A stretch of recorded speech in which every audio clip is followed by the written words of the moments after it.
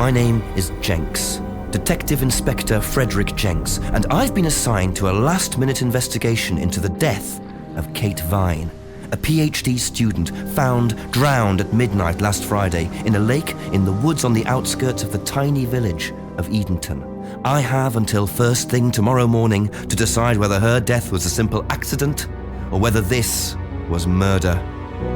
Kate Vine appeared to the world to be a bright, confident, fun-loving PhD student with everything to live for. However, a history of depression and alcoholism revealed in her medical records suggests that in reality, she had become adept at hiding behind a mask.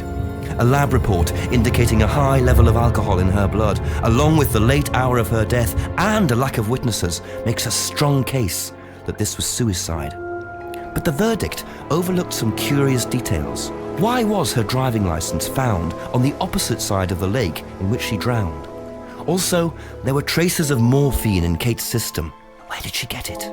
Kate was known to be a free spirit with a nihilistic love of danger, which may, in part, have something to do with a business course called Atlas, which Kate had joined and which she had been attending on the night of her death. Based in a large, stately home on the outskirts of the village, the exclusive Atlas is run by father and son team, Paul and Ryan Rand. Both were interviewed following Kate's death, but neither claimed to have seen Kate after the meeting, and both were understandably eager to distance themselves and Atlas from the tragedy. This isn't the first time that Atlas has been investigated. Atlas and their questionable methods, which many have suggested border on mind control.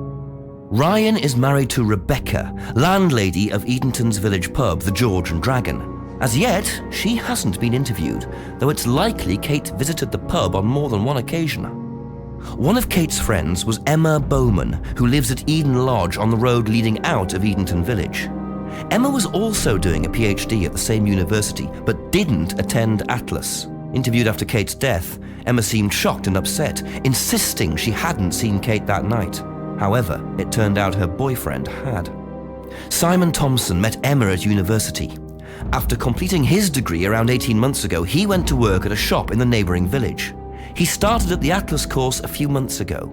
Simon insisted that he didn't see Kate after the meeting, but the sergeant interviewing him noted he seemed oddly unmoved by her death, which makes him the first person I want to see tonight. It's time for some answers.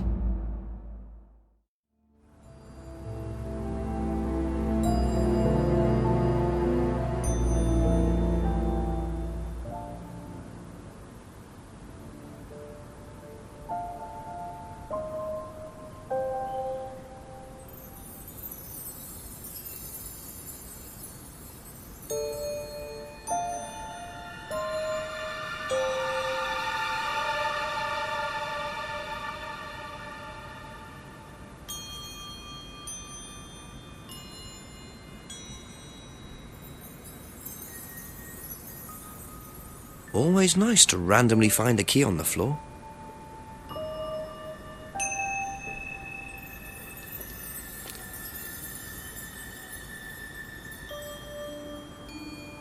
Wow, isn't that interesting?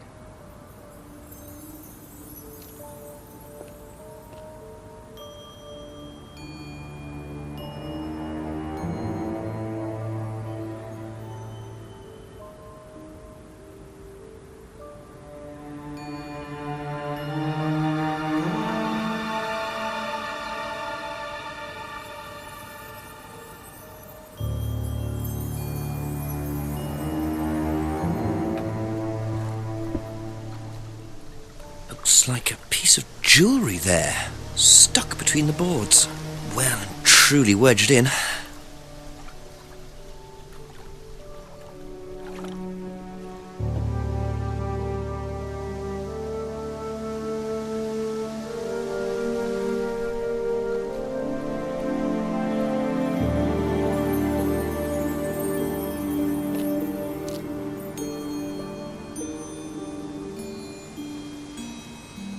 Very trusting, leaving a bike unlocked. Looks like homebrew equipment. Ah, this might come in handy.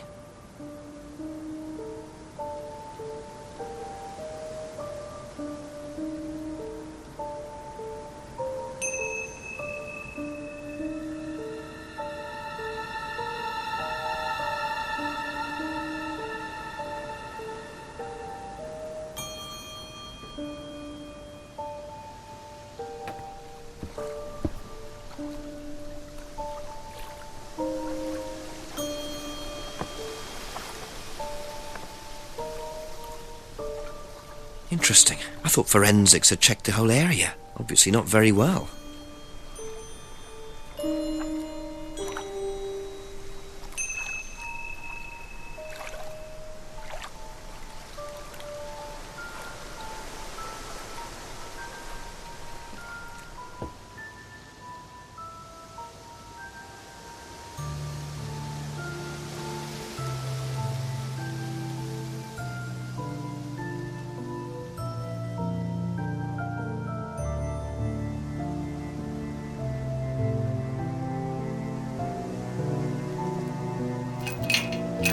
Have to come back later, I think.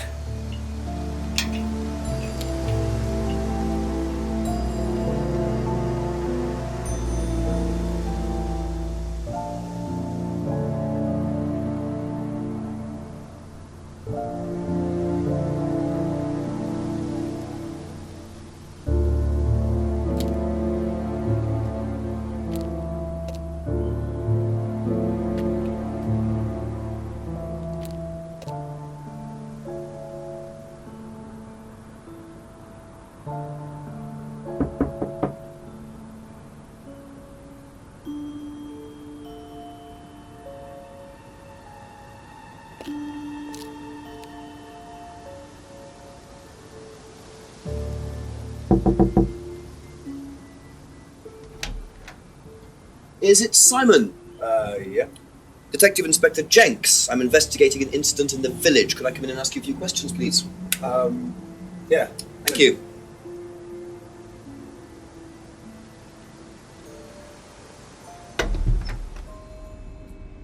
We can just go through here if you want.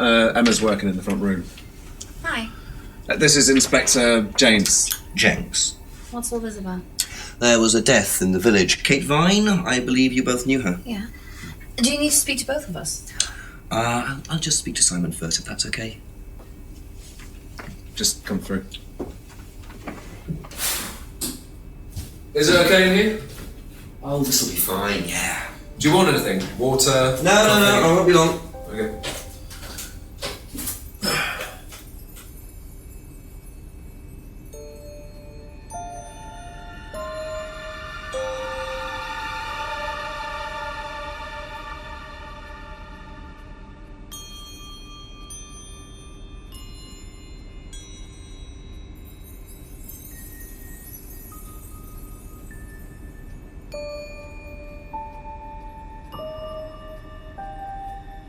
When was the last time you saw Kate Vine? So last Friday's meeting, I think. Did you see her after the meeting? No. How long have you known Kate? That would be when we started Atlas. 3 months ago? Did you socialise outside Atlas? No. How would you describe her? What sort of person was she? Well, she's talented. She was full of life, you know? Sharp, quite sharp. Would you say she had any emotional problems? Her mood could change. And, well, there was the drinking problem. When did you become aware of that? Well, she would come drunk to meetings sometimes. She would reek of the stuff. I mean, everyone knew, but nobody really said anything. So, tell me a bit about Atlas. Well, it's just a business management training program for postgrads. And you started this after you left college? Yeah. And it's on every Friday? Yeah, well, my group isn't doing it this Friday, but one of the groups is. Okay, thanks.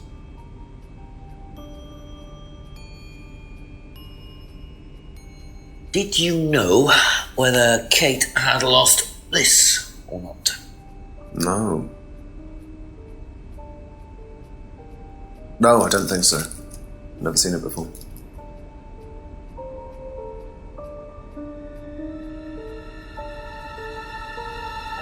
Whose was the bike outside?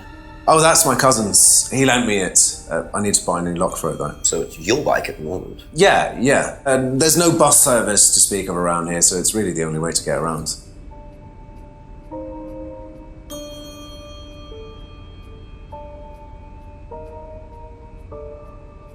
I noticed a lot of bottles outside. Are they yours? Yeah, I make homebrew. For yourself? Well, no, I give it out to my friends and stuff. I tried selling it at first, but I didn't have any takers, except for James over at Farmhouse. I used to trade it to him for herbs and stuff. Do you see James a lot? No, not really.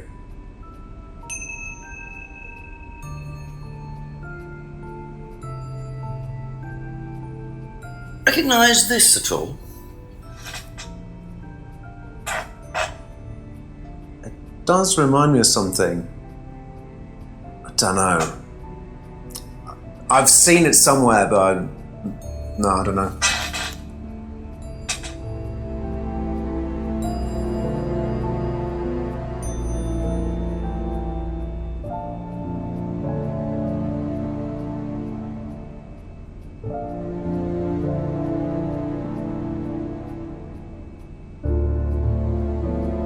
Thank you. Probably be back later.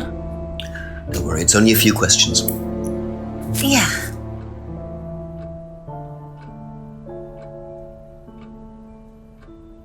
When was the last time you saw Kate Vine? It was last Thursday in the college library. I saw her and we chatted for a bit. She seemed her usual self. What was her usual self? Oh, just Kate being Kate. You know, a bit wild. Wild? What way wild? Oh, she just used to question everything, you know. Have arguments with the lecturers, things like that. What else? Kate had a drink problem. How noticeable was that? Well, it wasn't at first, but as the year went on, she'd be drunk in the afternoon. But I think she cut down, you know, towards the end of college and when she started her PhD.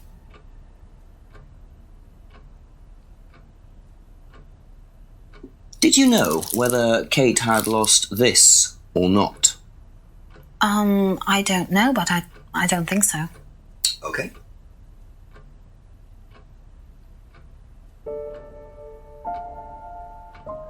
Whose is the bike outside? Oh, it's Simon's cousin's. He uses it to get to work. You know the lock's broken. Oh, I know, I keep telling him to fix it.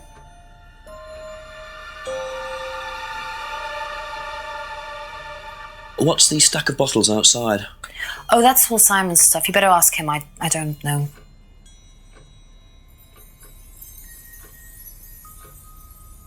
Ever seen this? Looks like, that's my old necklace. I gave this to Kate. So Kate might have been wearing it last Friday. Yeah, well, perhaps, but I can't see why. She was always buying new things, you know, lots of jewellery, stuff like that. It's meant to be a bird in cage, but the cage's fallen off. I'll show you. Where did you buy it? I didn't. Some wanted present. Secret admirer. Not so secret. I see. That's how it should have looked. It's called a freedom necklace. Do you mind if I keep this? No, not at all. So the necklace did belong to Kate. Interesting. I'm starting to wish I'd brought a spare evidence bag.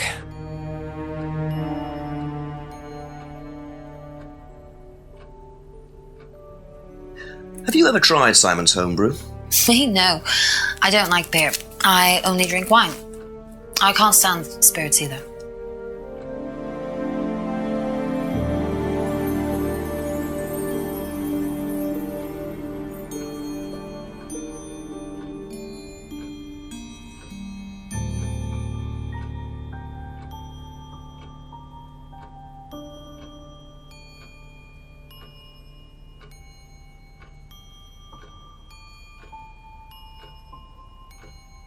That's all for the moment. Thank you.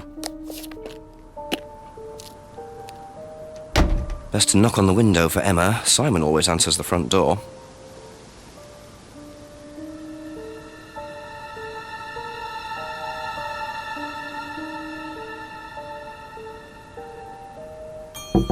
A few more questions, if you don't mind.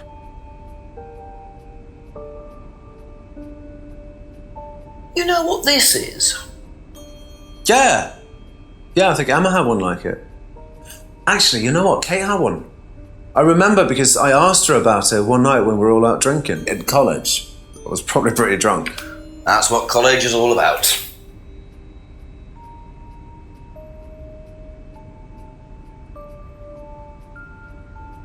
Be back later on, if that's okay.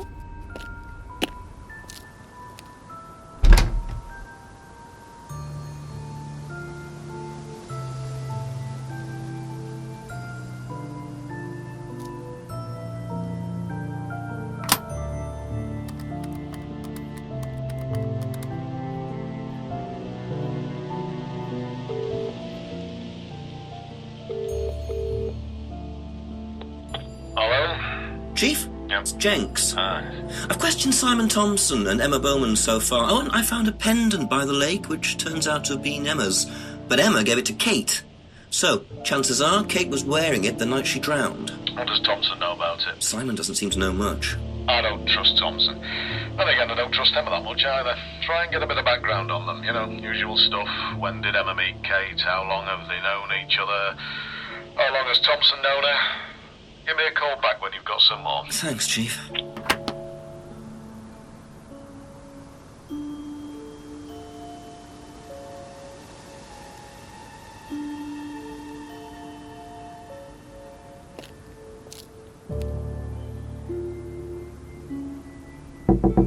A few more questions, if you don't mind.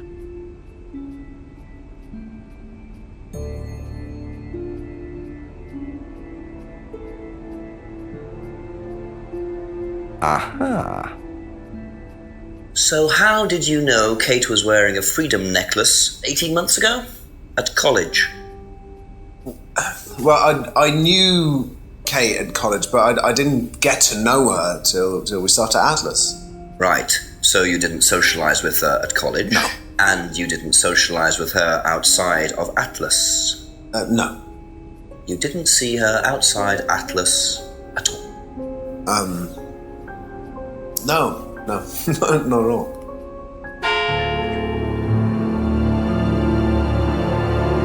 So Simon did know Kate at college, but why would he lie about that? Maybe he knows Kate better than he's willing to admit. 6 o'clock. I wonder if Rebecca's working in the pub tonight.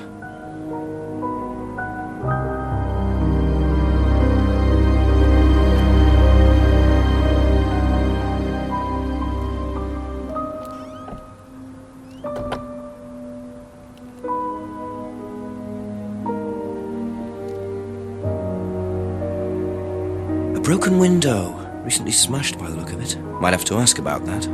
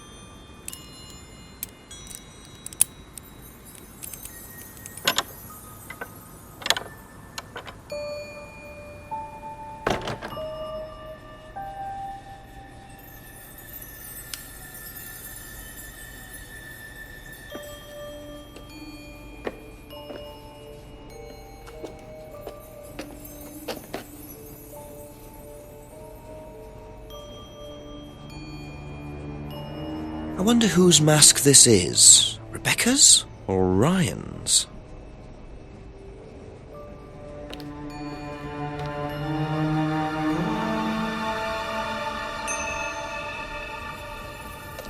Just looks like junk, but it's too dark to tell.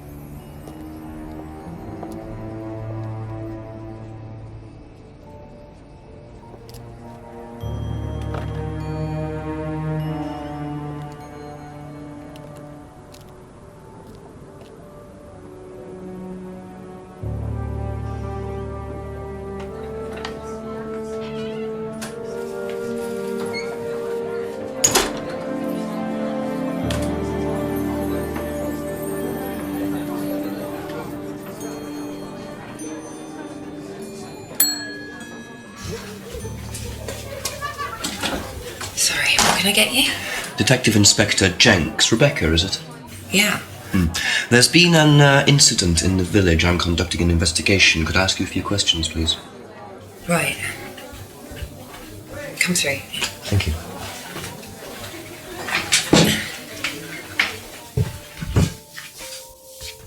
What's it about? There's been an unexplained death locally, not sure if you've heard. The student? Yes. Yes, it was dreadful news.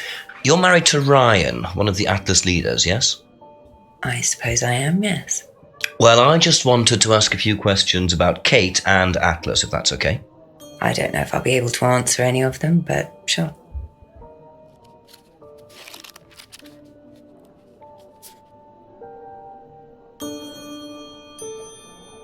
Did you know Kate? Not very well. She came in a few times, but she was quite a moody person. You could tell she had problems. When was the last time you saw her? Friday. She popped in for a minute. And when was that? 7ish. Was she on her own? I didn't see who she was with. She put £20 on the bar and then left. What was that for? A breakage, presumably. £20? Just for a beer glass? Well, she was very drunk. She just put it on the bar and then walked out. Was there a broken glass? Not that I noticed. But she was a strange girl. Have you seen this before? No, sorry. So you didn't know if Kate had lost it? No idea.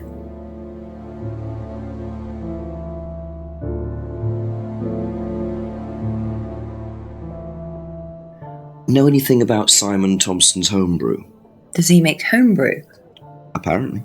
No, we do buy from a microbrewery, but we don't usually buy from kitchen breweries.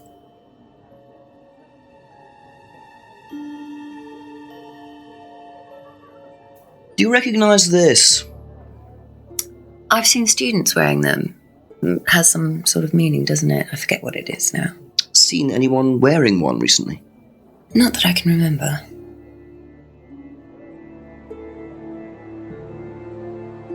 How did the window get broken out round the back? I don't actually know. Someone said 2 girls were arguing outside. I found out after they'd gone. And when was this? Last Friday, just after we opened, about 6:30. I taped over it until I can get it fixed. We don't want people getting cut and suing us. Does that sort of thing happen a lot? Arguments? No, not really. I'm quite strict when it comes to barring clients I don't think are suitable.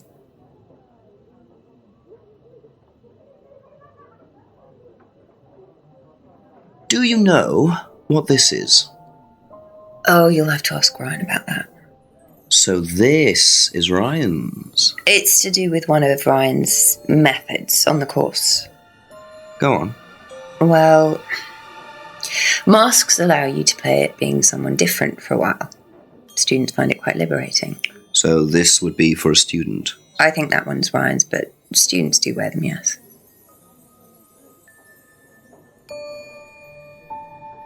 Okay, that's it for now. Thank you.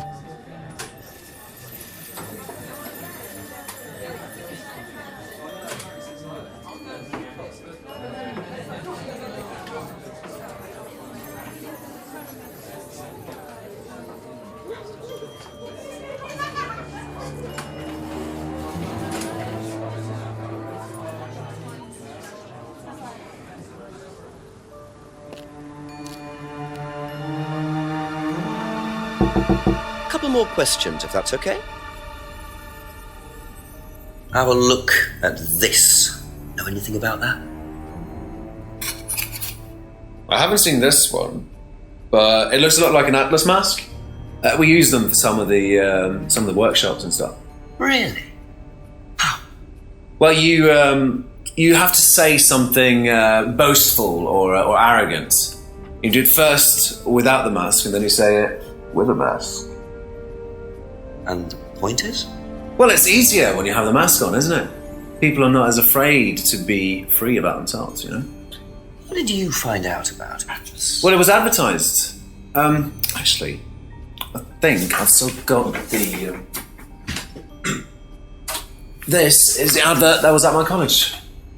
To be honest, I've learned more in 3 months at Atlas than I did in 3 years at business school. Can I keep that? Yeah, go for it. I suppose that might be useful as a conversational starter.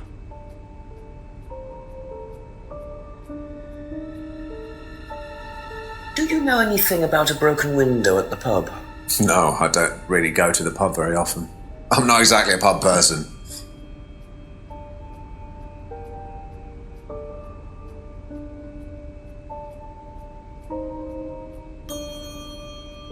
Thank you. Probably be back later.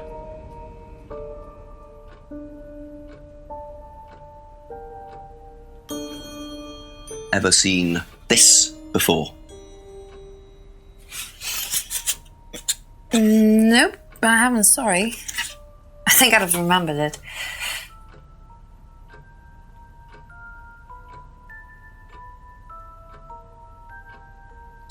Know anything about a broken window at the pub round the back? The pub, a broken window at the back. Yeah, I saw it was broken. When was that? I was in the pub on Monday with a college friend.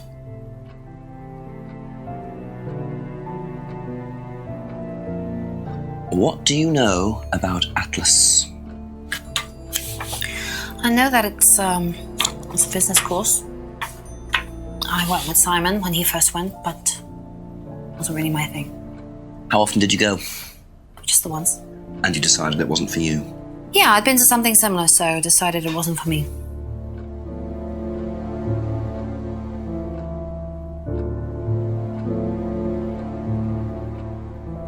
Thank you. Probably be back later.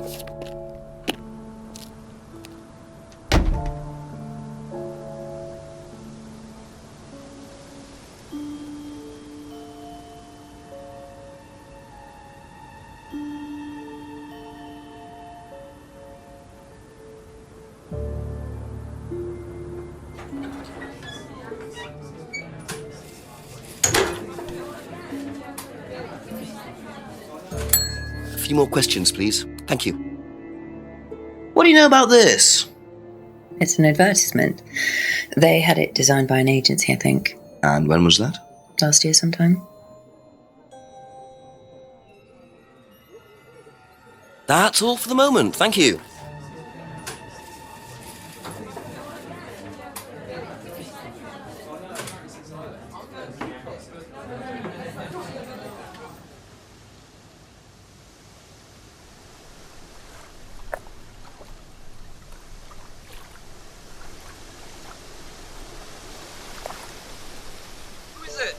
I'm a police officer, Detective Inspector Jenks. It's all right, you can carry on if you want to. I'm just going. I'm investigating a death in the village, Kate Vine. There was a death recently I knew her. Well, could I ask you a few questions, please? A bit dark. Well, if you give me your name and address, I'll come later on. Where do you live? Farmhouse. And what's your name?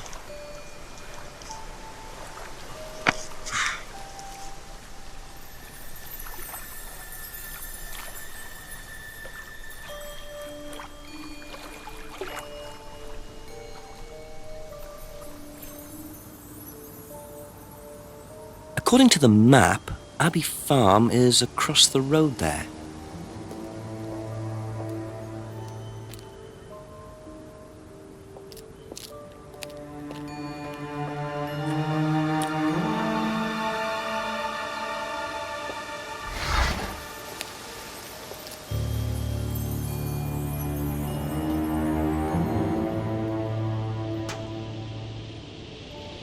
Picture frames with black painted glass. Very interesting.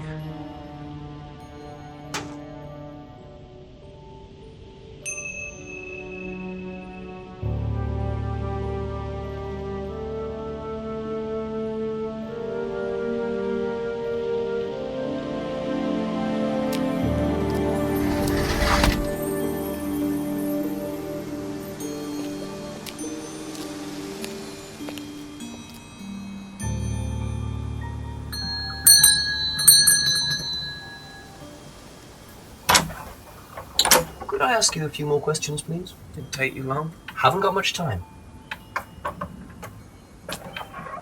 Just close the doors, shall I? Where do you want to sit? Oh, anywhere's fine. I didn't quite catch your name. James, sit there. Thank you, James. Why are you asking me about Kate Vine? Routine. You know Simon, don't you? Thompson. Why, what did he say? That you all went to college together, you and Kate. Is that right? Might have done. Right. Good enough.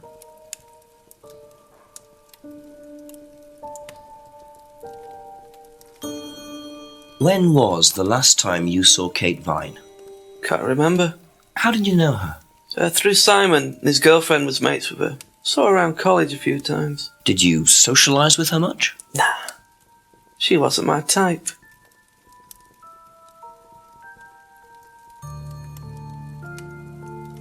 Did you know whether Kate had lost this or not? No idea.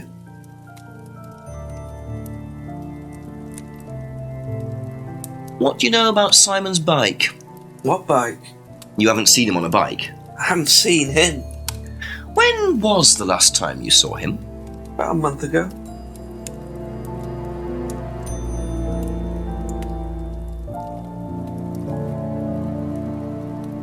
Have you ever tried Simon's homebrew? Thompson's tar? Yeah, I've tried it. Did he sell it? Well, not to me, not for money anyway. We used to trade stuff. What did you trade? I make a nice herbal tea as it happens. Him and his girlfriend were into it. What was his beer like? Lethal. Strong? Knock your eyes out.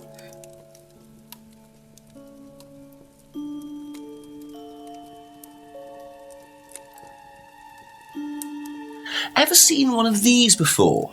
Freedom necklace. Don't think so.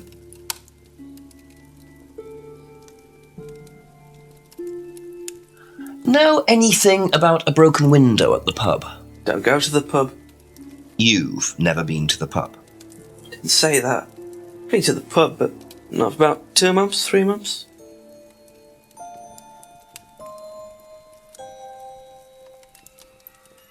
Ever seen this before? No, should I have? No, it's okay.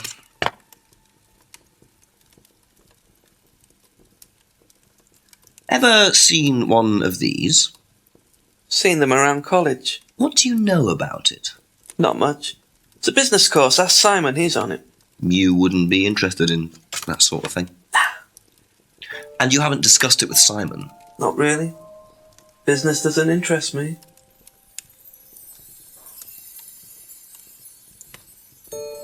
Now, what's all this stuff in the workshop? Paint and stencils and things like that? Just a little sideline of mine. Oh, you do picture framing? They're black mirrors. Scrying mirrors. Now, what's a scrying mirror? Show you one if you want.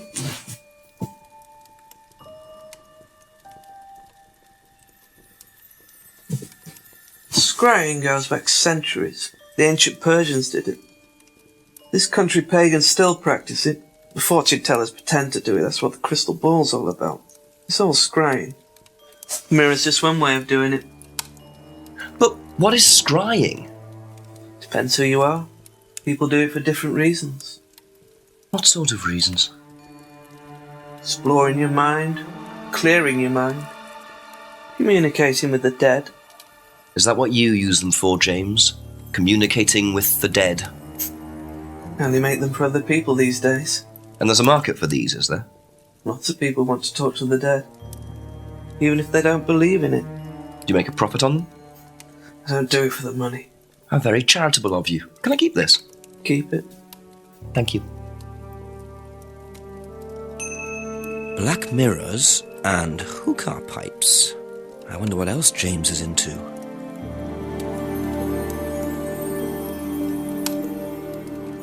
Be back later on, if that's okay.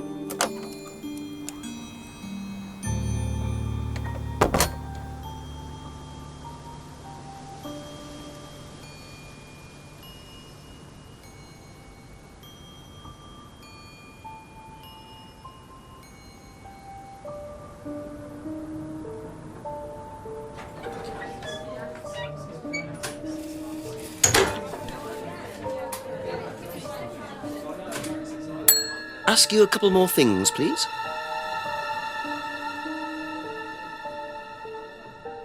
Have you seen one of these before? Is it meant to be black like that? I think so. No. Thank you. Probably be back later.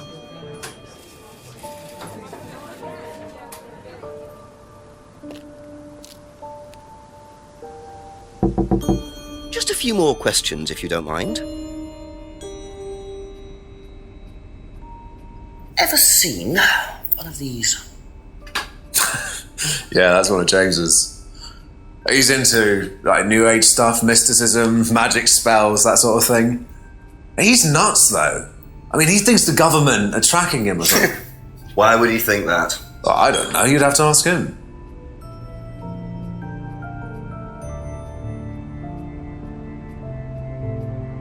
That's it for the time being. Thank you.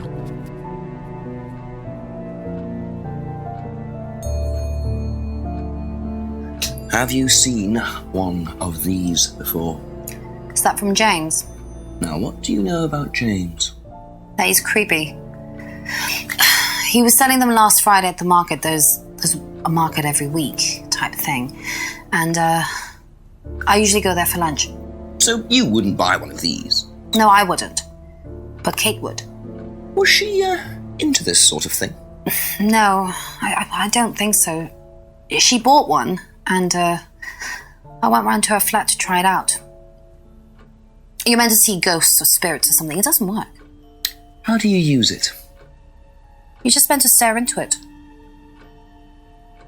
Shall I show you? Go ahead.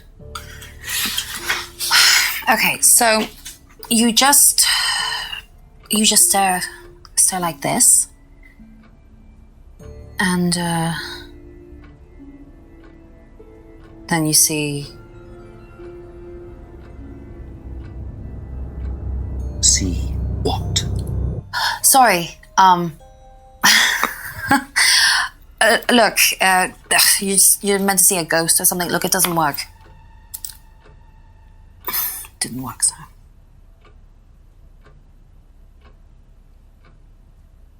Thank you. Probably be back later.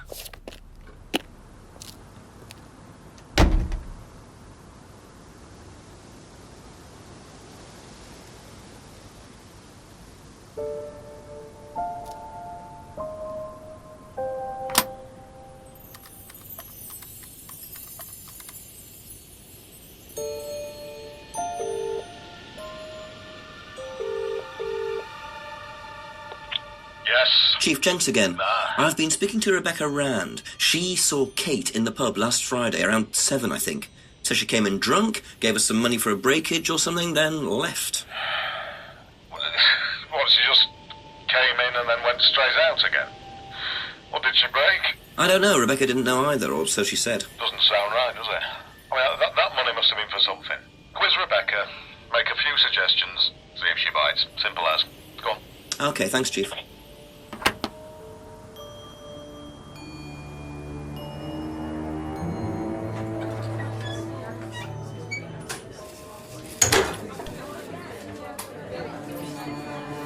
Ask about a few more things, please.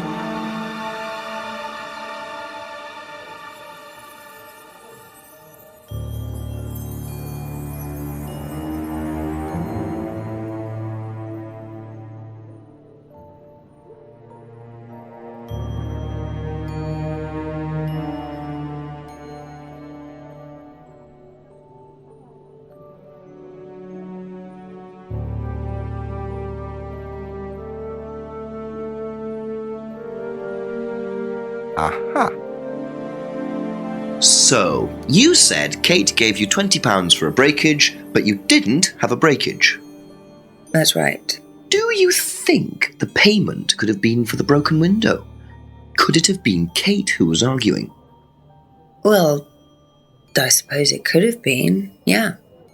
Could have been Kate, you're probably right, yeah. But you don't know who she was arguing with? No, I'm not sure. I'll ask around. Not realising Kate had broken the window. Rebecca really should have worked that out before now, unless she did. But why would she lie about that? That's all for the moment. Thank you.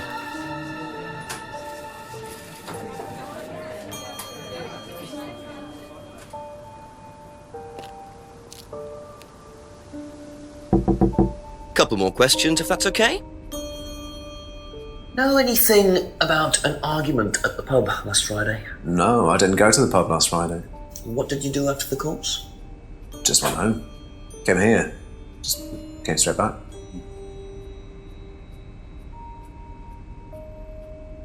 Be back later on, if that's okay?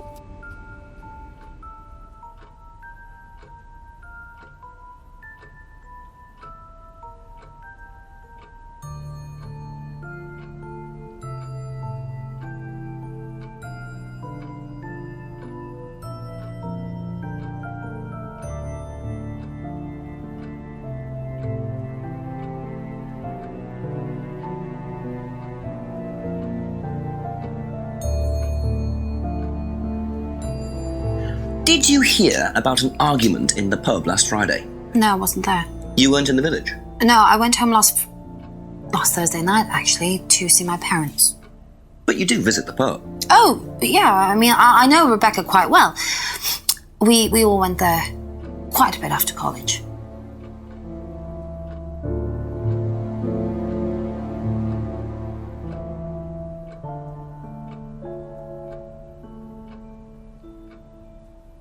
Aha. So, you went home to see your parents on Thursday night, that right? Yes. But you said you saw James at the market on Friday. No, I went to see my parents on Friday night. What time did you go on Friday? 8 or 9. And you didn't see Kate at all on Friday? No. You're not a very good liar, Emma. Okay. I saw Kate. Where? At the pub we were arguing. Go on. What were you arguing about? I'd lent her £50 because she was desperate, and we were just arguing. It didn't really bother me, she just didn't have it. And Kate broke the window? Yes. She did things like that when she was angry. Smash things? Yes. So it was Emma arguing with Kate, but why didn't she want to admit it? In case it gave her a motive? Or something else?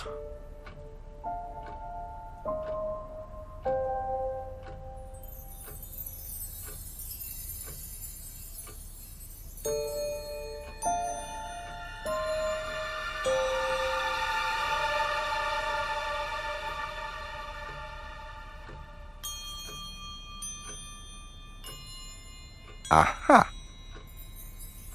So you lent money to Kate because she was desperate, but she bought loads of jewellery and things. So why were you lending her money? Well, no, it's because,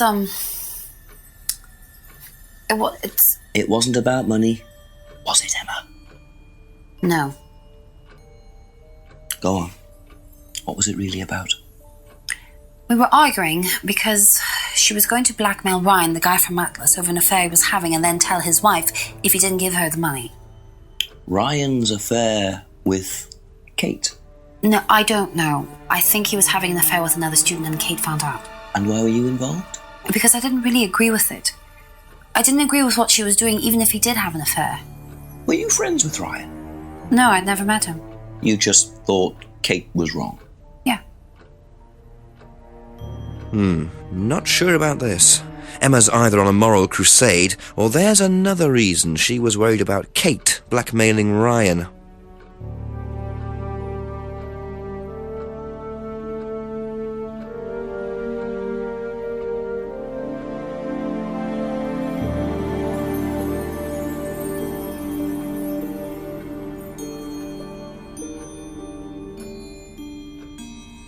Aha.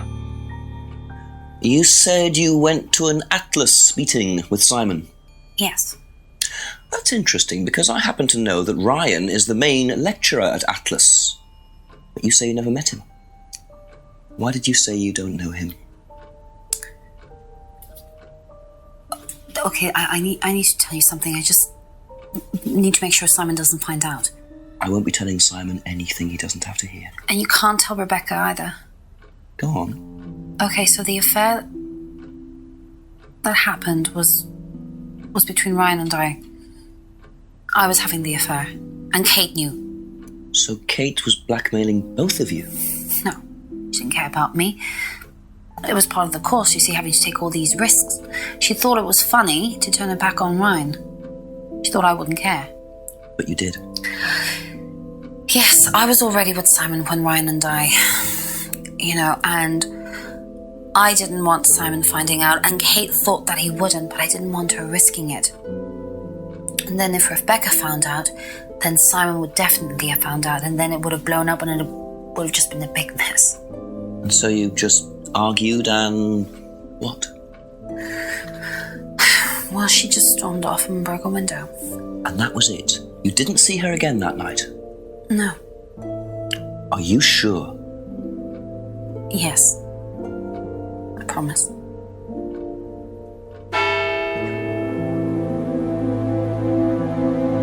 Seven o'clock. So, Ryan's a bit of Lothario, is he? I think it's time I met this Ryan Rand face to face.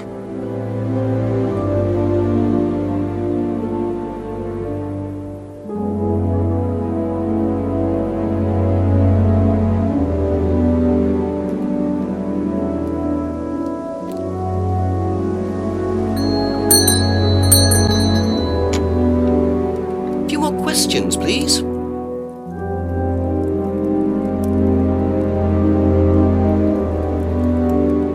Know anything about an argument at the pub last Friday?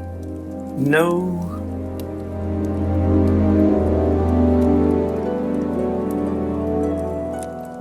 Okay, that's it for now. Thank you.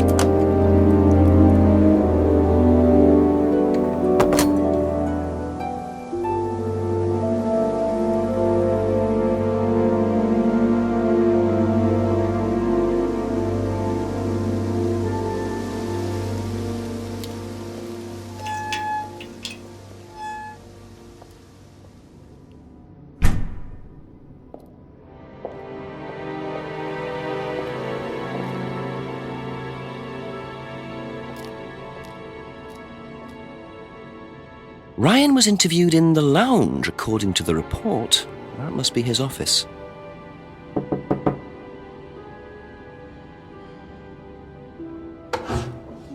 Ryan! Yes?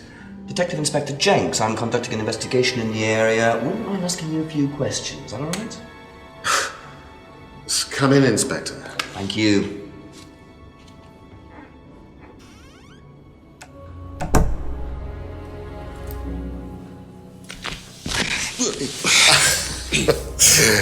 Drink, Inspector. I'd better not, eh? So you wanted to speak to me? I believe that Kate Vine was a student at Atlas. Kate Vine? Well, yes, she was. All of this has been thoroughly investigated, Inspector. It was suicide. Well, we have reason to believe there may be rather more to it than that. Really? Well, then, in that case, I'd be prepared to assist in any way possible. Thank you. My pleasure.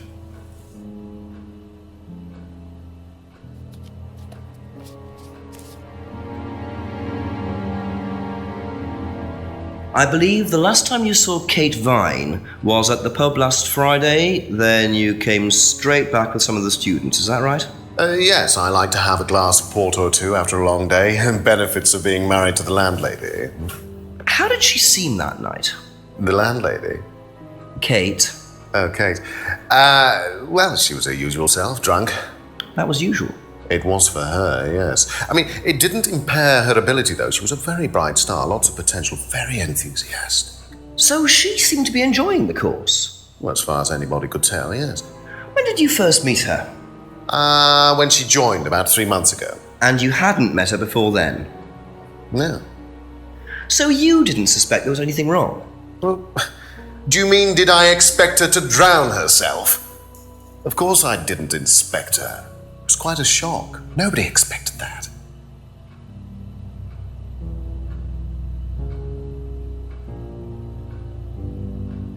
Have you seen this before? Not that I recall. You don't know whether Kate had lost this or not? No, I've never seen it before, sorry.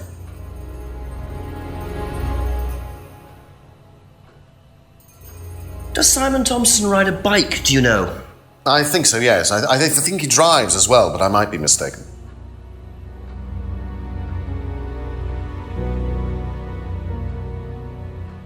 Have you tried Simon's homebrew? Does he make homebrew? No, I haven't had the pleasure, sorry.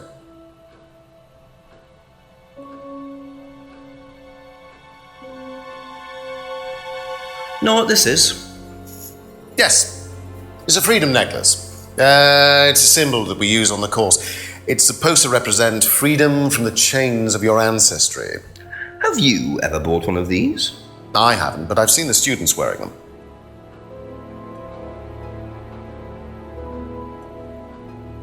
What do you know about the broken window at the back of the pub? Oh, Rebecca told me about it. I don't know how it got smashed, though.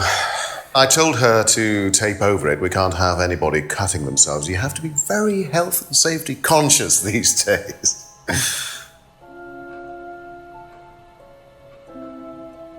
Can you tell me about this? Haven't seen that for a while. We had a friend who used to make them for us for the course. He passed away last year.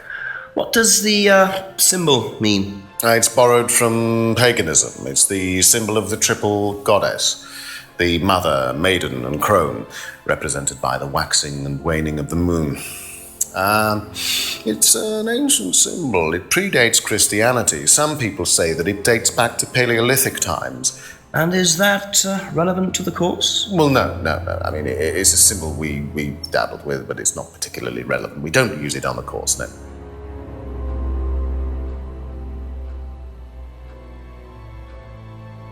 Tell me about this. It's the first one we ever had made.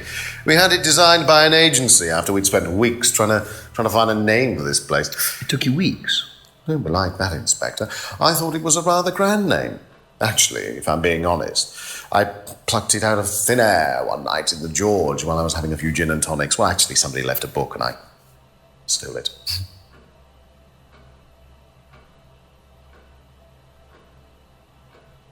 Have you seen one of these before?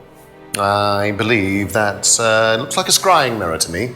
You have seen one before? Well, I used to have one myself, actually, along with lots of other bits and pieces of that nature. Silly things, you know. Really?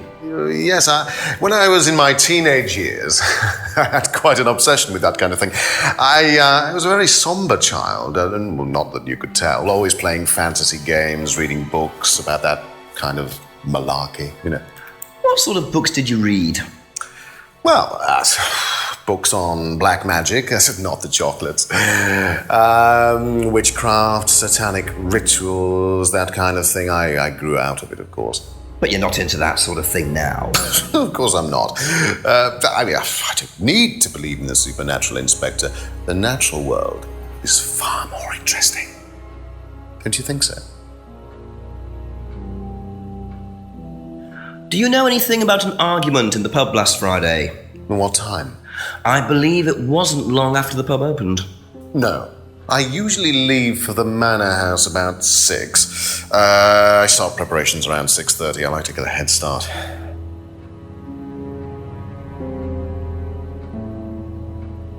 Thank you. Probably be back later.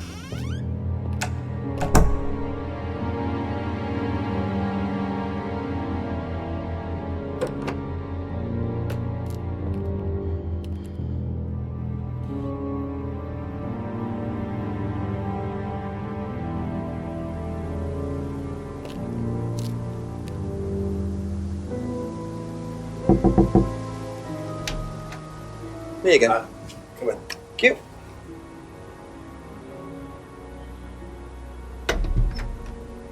Smells nice. What is that? Chili pork. I have no idea you were a cook. Oh, no, I used to be more into it. No, I don't do it so much. Used to grow my own herbs and everything. Oh, here? No, at the farmhouse where I used to live. Oh, where was that? That's where James lives. Yeah, we used to share a house together. The farmer used to let us use a corner on his greenhouse to grow stuff. I didn't know you knew James that well. Well, didn't really get on. Where are the greenhouses? Well, it's just through the farmyard at the back. Interesting.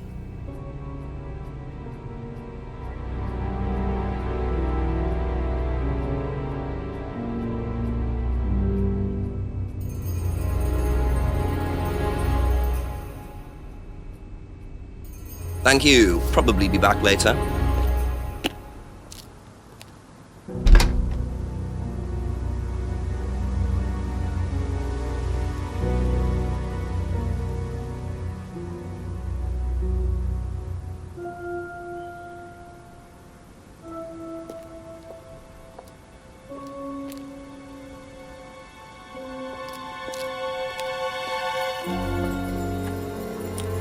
Simon mentioned another greenhouse on the farm. Must be up the hill over there.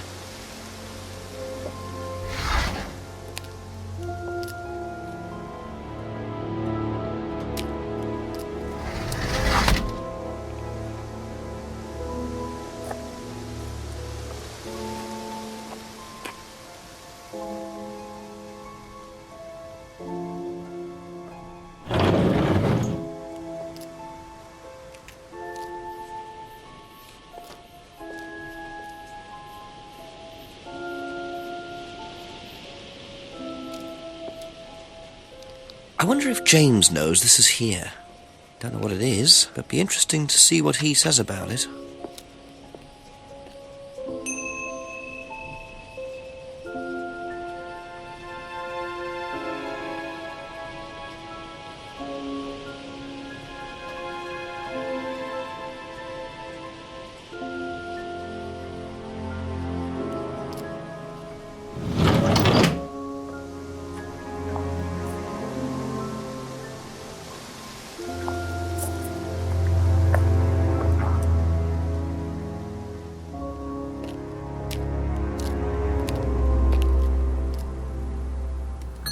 Ask you a couple more things, please.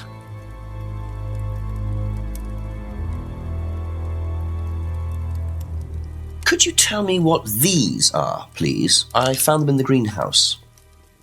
Been snooping around on the farm, have we? It's called investigating, James. Yeah. It's just mint. Mint leaves. For cooking. Yeah, I heard you were a bit of a budding chef. Dabble a bit. Won a few competitions. Very impressive. So you normally just leave packets of mint lying around? Must have dropped it.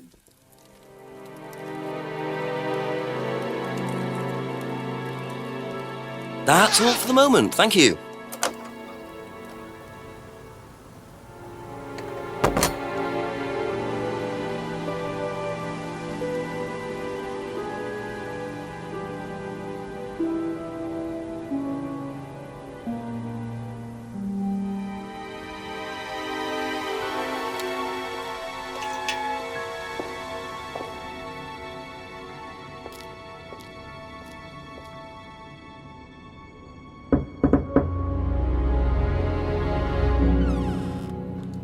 A few more questions, if you don't mind. Do you know what this is? Looks like chopped tea bags to me. What is it? I just thought you might know. I don't know anything about plants, Inspector. What you should do is ask Rebecca. She knows far more about these things than I do. Messy things, growing things. Be back later on, if that's okay.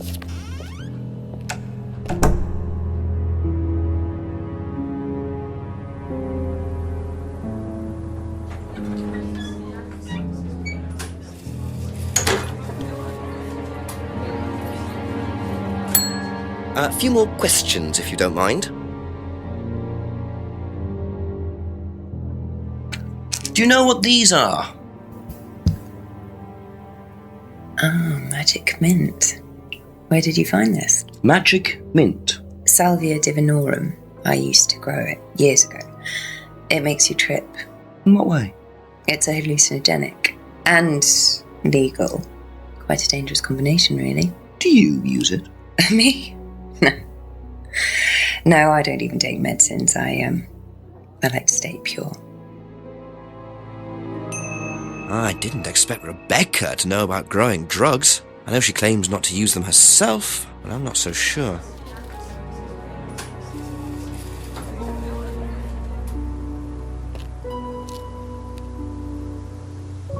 Couple more questions, if that's okay. Know what these are? No. Look a bit like sage leaves. Haven't seen them before, though. Not at all, no. Thank you. Probably be back later. You know what these are, by any chance? No. Sorry. I don't know anything about plants or things like that, but you should ask Rebecca. She used to live on a farm. She'd know. That's it for the time being. Thank you.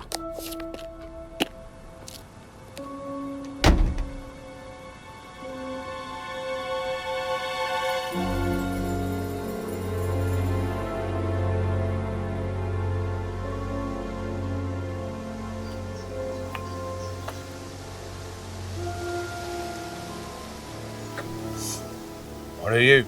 Private eye? No, I'm a police inspector. Who are you looking for? I'm investigating a death in the village. That student, then. They did one last year, too. Same place. Did what?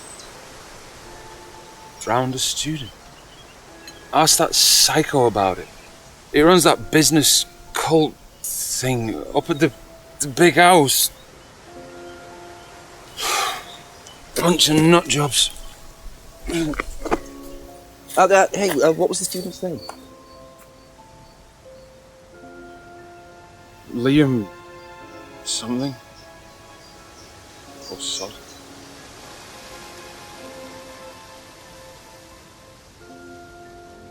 Atlas's reputation precedes them. I think I might call the station, find out a bit more about this Liam.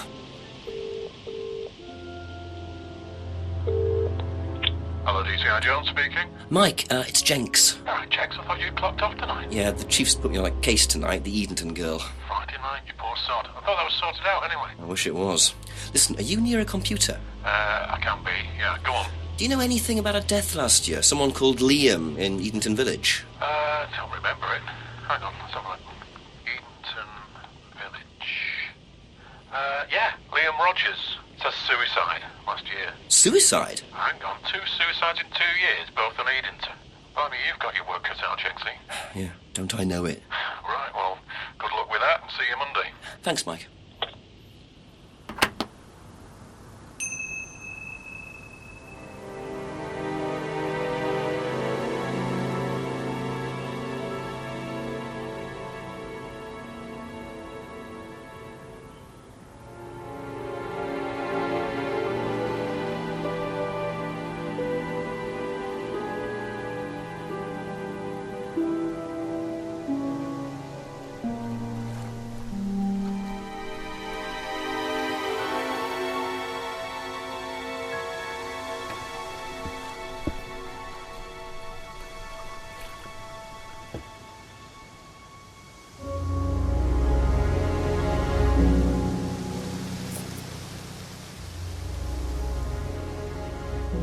Mind not defacing public property, please?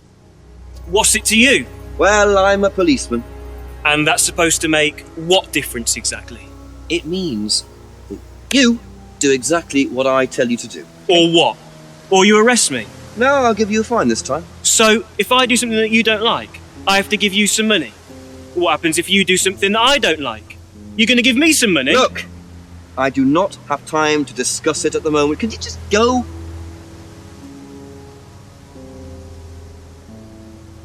Pathetic.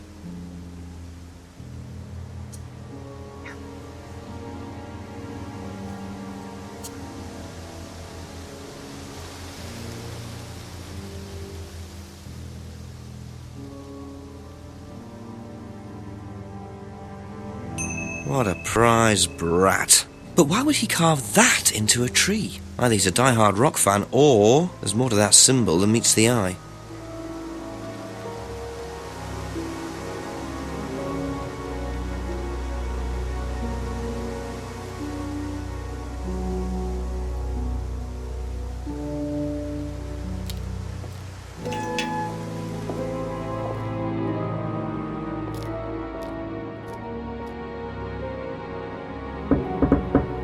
A few more questions, please. Thank you. Have you ever heard of Salvia divinorum? No. What is it? It's a hallucinogenic plant, a legal one, at least for the moment. I've no interest in drugs, Inspector. My job. That's the only drug I need, as trite as that may sound. Do you know any students who may have used hallucinogens? No. My students aren't interested in that kind of thing. Besides, no one is allowed drugs or alcohol onto the site. I don't think anyone has ever brought drugs to Atlas. Do you have any medicines on site at all? No, we're not allowed, insurance purposes.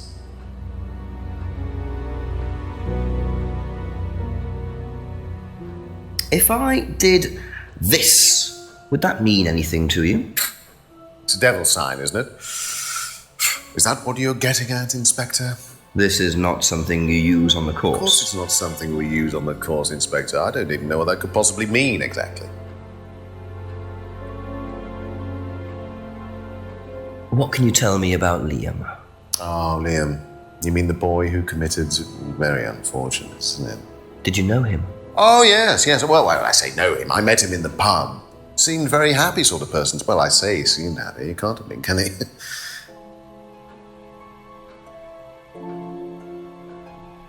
Thank you. Probably be back later.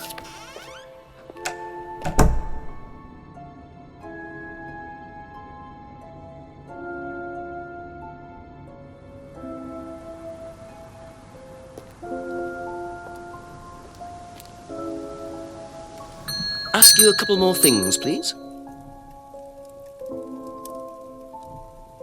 Ever heard of Salvia divinorum, James? What's that, skin cream? It's not a skin cream, no. It's a plant. Really? Don't know much about plants. So you've never heard of Salvia? No.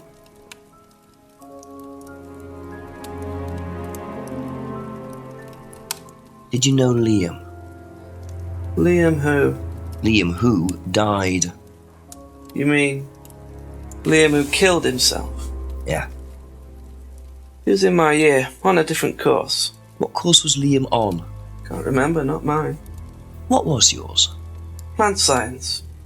First time I knew about Liam was when he killed himself. Right, so you didn't meet him? No.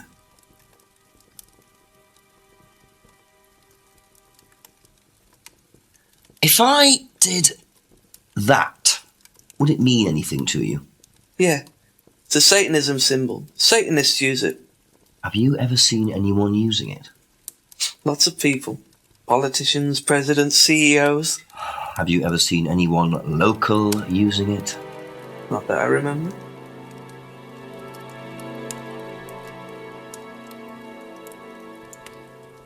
That's all for the moment. Thank you.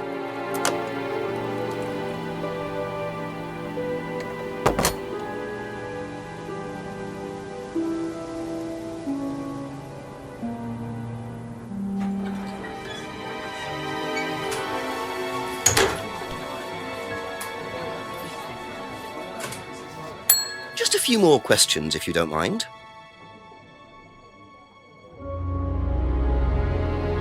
What do you know about Liam? You mean Liam who took his life? He used to play in a band, Black Rock or something? No, Black Stone. Very gothic. I used to let them play in here sometimes at the weekends. They were quite good. Did you know there was anything wrong? I mean, why he might have... No, I didn't know him very well.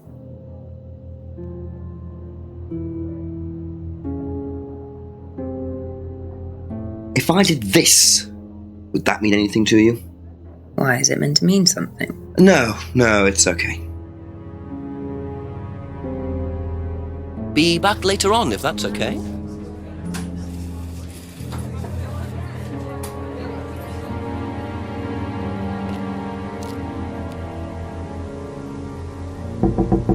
Ask about a few more things, please. Ever heard of Salvia divinorum? Salvia divinorum? Magic mint, same thing. Oh, yeah, you mean the drug? Yeah, I've heard of that. Yeah, ever tried it? Well, once or twice, yeah. But it's not really my sort of thing. It messes with your brain. I've never tried any other drugs either. Nothing like that. Nothing hallucinogenic.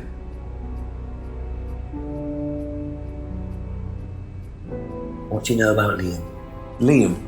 Local lad. Took his wife. Oh, that Liam! Yeah, I heard about him. But you didn't know? No, I know he went to college, but didn't really know him. It's sad, though. If I did, this, would that mean anything to you? Who did you see doing that? Someone in the woods, carving it into a tree. That was Kyle. It's a guy from the course, he's an idiot. And where does he live? I can't remember, somewhere outside the village? The three fingers thing is something the students started doing. It's something from the course. The three freedoms. The what? The three freedoms? It's from the course. It's a phrase. Free to be free? Free yourself from the things that are holding you back, right? Things that stop you being successful. What are they? There's fear of failure, guilt, and doubting, self-doubt. You believe that? Yeah. Guilt ruins lives. It stops you looking forward. It serves no practical purpose. It's basically destructive. Right. Free to be free. Not the most original slogan, but I wonder how far this freedom goes. Okay, that's it for now. Thank you.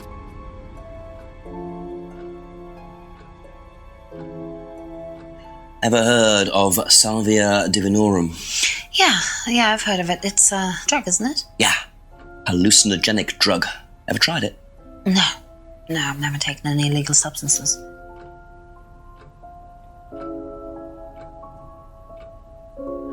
What do you know about a student called Liam? Committed suicide last year. Only that I didn't know him really well.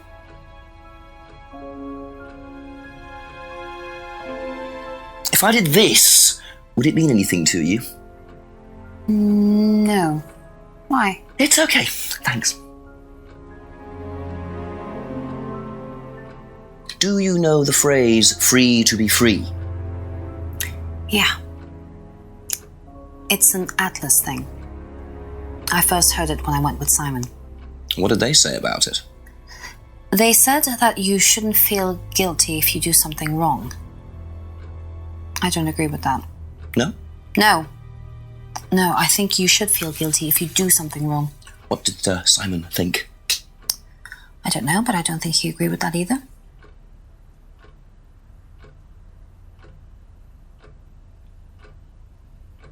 Thank you. Probably be back later.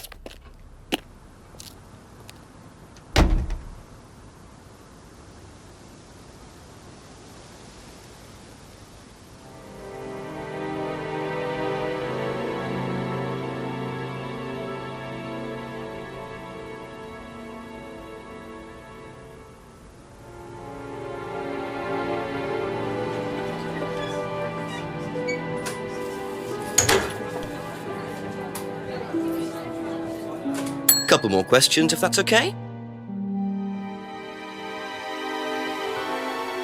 Ever heard the phrase, free to be free? Do you mean the Atlas thing? Yes, I have. Know what it means? It means being free of guilt. What do you think about that? You mean, do I think it's a bad thing? Do you? I mean, surely if you have done something wrong. Oh, but that's the point, Inspector. Most people spend their time feeling guilty over nothing, and that's not a good thing. Thank you. Probably be back later. Go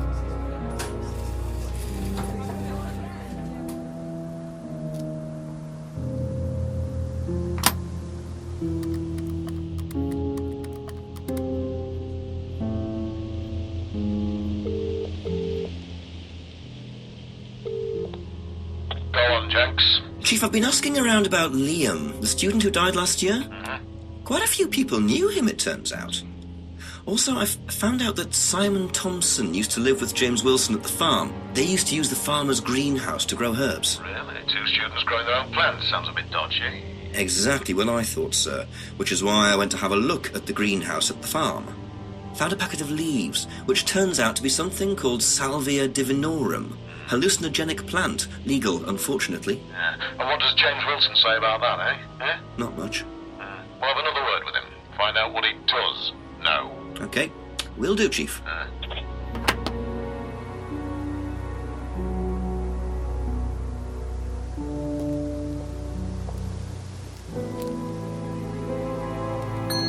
A few more questions, please.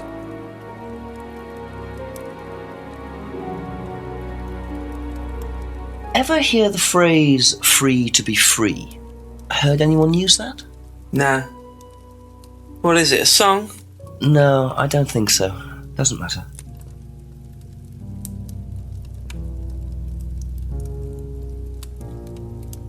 That's all for the moment, thank you.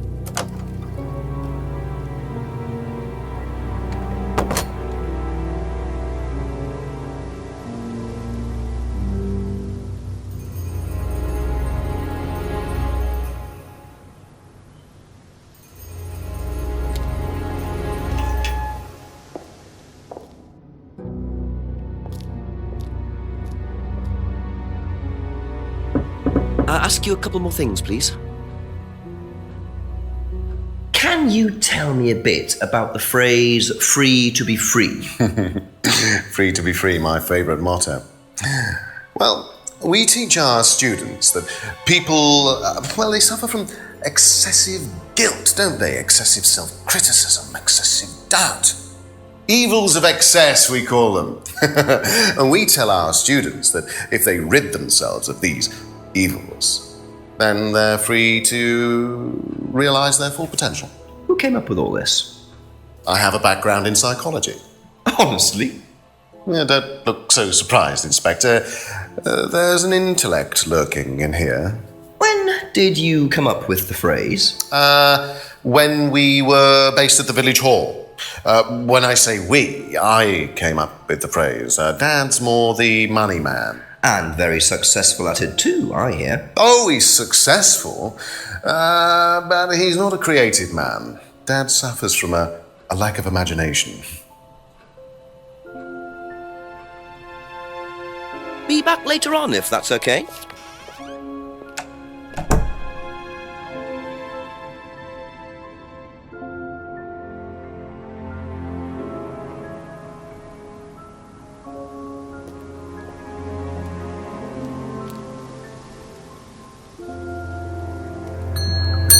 A few more questions, if you don't mind.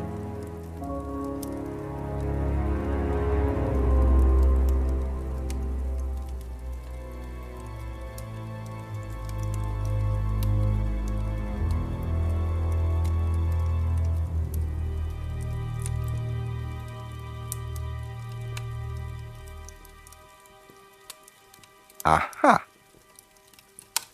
So, your degree is in plant science, but you don't seem to know anything about plants. Well, still got a lot to learn. So you're still saying you've never heard of salvia? Didn't say that. So you have? Maybe. And you do grow it? Yeah, it's legal, why not? What do you do with it? I use it for explorative purposes, meditation. And does this involve anybody else? Why? Do you sell it or give it to anybody else? Sure. Yeah, it's just for me, nobody else. And that's the only drug you grow, is it?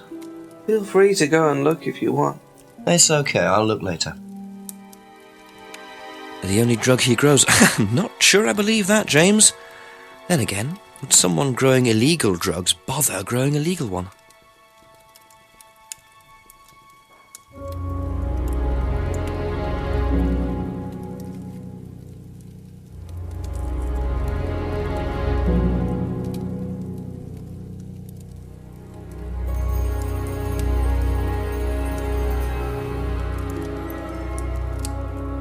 Aha. When you say herbal tea, do you mean salvia? Probably. So you traded salvia tea with Simon for his homebrew? So? So why did you say you didn't give salvia to anybody else? Did you give it to anybody else? How many people did you give it to? Did you give it to Kate? No. How about Liam? I didn't have anything to do with him dying, if that's what you mean. So you did give him salvia? Yes, I gave him salvia because he asked for it, but that's not what killed him. Well, he committed suicide, James, because of psychological issues that probably weren't helped by him trying hallucinogenic drugs. Didn't commit suicide. You don't know anything about him. You don't know what happened. Okay, so what happened then? Do you even know about Third Eye? Go on. You don't know about Third Eye. You don't know about Third Eye. You know nothing about Liam's death. I mean, forget salvia. Fine, tell me then. Third Eye was a cult. We had our very own psycho cult operating right here from our village hall. And I got rid of them, single-handed. I'm the one who got rid of Third Eye. Did they tell you that at the station? Okay, start again. They were what? You don't know anything, do you? Look. They were reeling in students, pretending to be some sort of happy life course, you know. We can make your life better sort of crap. Then they were putting everyone through this brainwashing program to make them compliant. And selling them on. It's all there. What do you mean, selling them on? Selling them. Objects, commodities. To who? To anyone who could afford them. Top politicians, famous celebrities, wealthy businessmen, you name it. What for? You don't get it, do you? Third Eye were making and selling slaves. They were black market slave traders.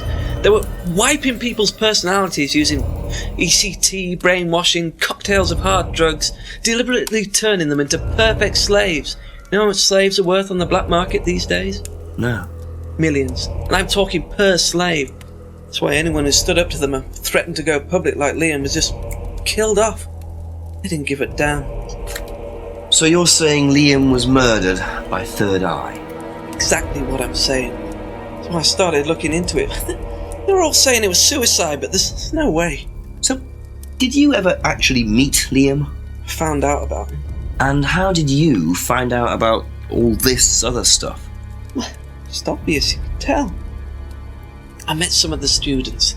You could see straight away there was something wrong. They were like zombies. And I could tell when someone's got ECT damage or when they've been through mind conditioning. It's just obvious. I mean, US military used all these techniques back in the 50s. It's all documented, you can read about it. They showed all the same signs. So, did you ever actually go to a meeting? No, but I knew what went on. How? From what people said who'd been through it. Okay, so do you know anyone I could speak to who did go through it? Well, no. Look, it doesn't matter. Why did they close down if it wasn't true? They just closed down and disappeared overnight after I put all the flyers up. Bit of a coincidence. But that was just after Liam died. Yeah. And do you think that had anything to do with it? Maybe, but it was the flyers that forced them to close. Okay. Do you mind if I keep this? Yeah, you investigate it. It'll all come out. Third Eye definitely killed Liam.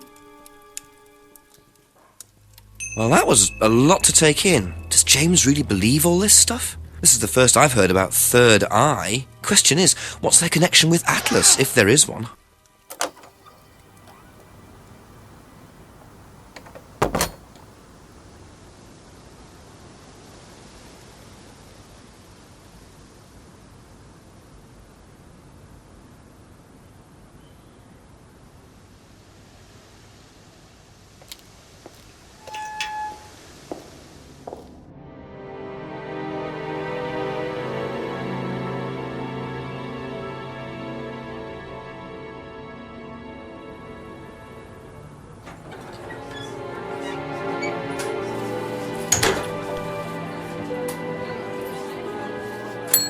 A few more questions, if you don't mind. Have you seen this before? Don't take any notice of that. Why? James Wilson is a fantasist. He spends his time pretending to cast spells in the woods. He's not exactly a stable person. And, I heard that he was involved with growing cannabis. Really? Well, don't quote me on that. So you don't think there's any truth at all to this? None at all. Thank you. Probably be back later.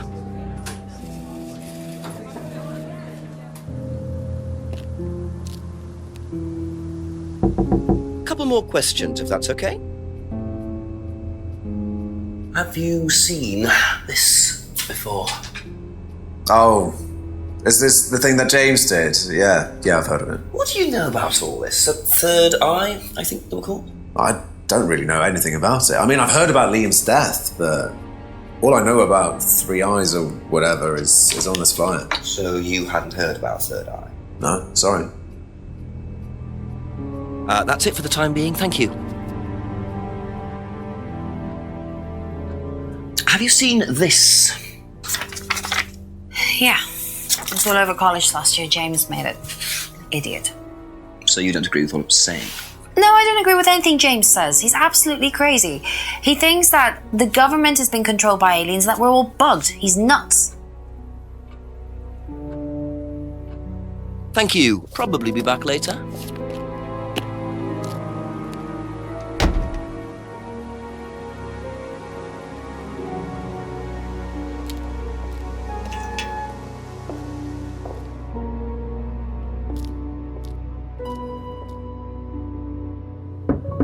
A few more questions, please. Thank you. What do you know about this? Not much. So you've never seen this before? You don't know anything about Third Eye? Well, I don't remember seeing it now. You don't recognize any of the symbols on it? No, sorry.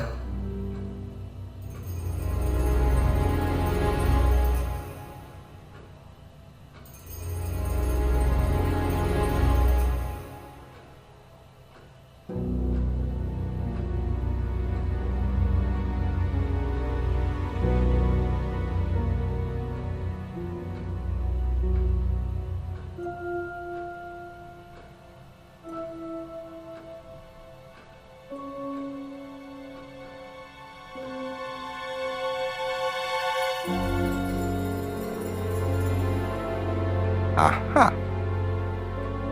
Ryan, you've just told me all about the moon symbols on the mask, then you're claiming you don't know anything about the symbols on the flyer. It's all the same thing. Oh, actually, yes. Sorry, yes, I do remember that.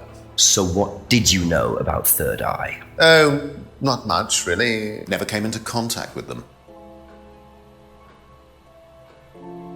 That explanation was way too short. Ryan's definitely hiding something.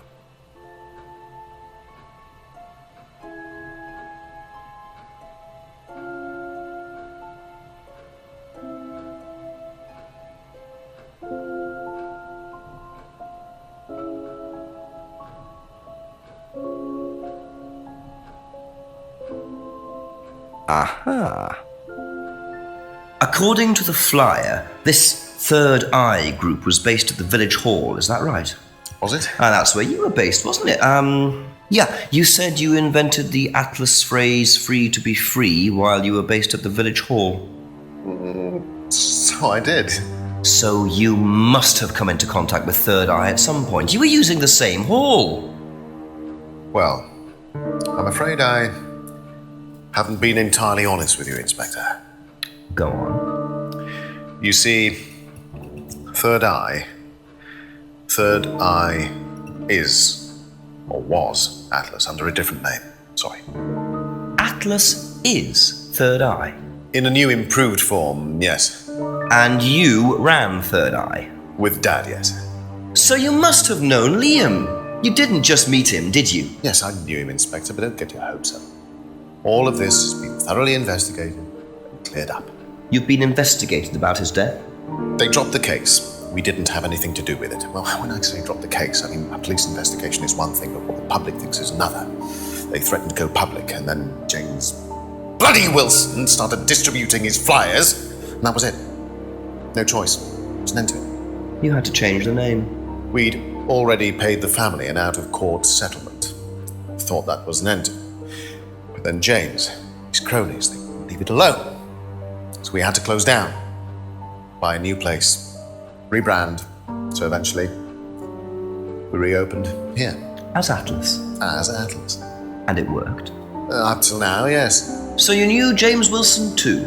We knew James, but he didn't know us as such. Oh, he was very quick to shoot us down, but he didn't do anything like actually coming to the course to see what he was about. So James wouldn't know that you were now running Atlas? Not unless he came to one of our courses. And how much of all that stuff was true? ECT machines, brainwashing. I'm afraid that exists only exclusively in the mind of Mr. Wilson. All we do is make better business people. We challenge their prejudices and presumptions. Why don't you come along and see for yourself? The course starts in 15 minutes. Excuse me, Inspector. Hello. I can't come back now. Well, you have my car at the moment. All right. All right. See you later. That was Dad. I have to go back. You can come and meet him if you like. Well, I might come and have a chat. Come with me.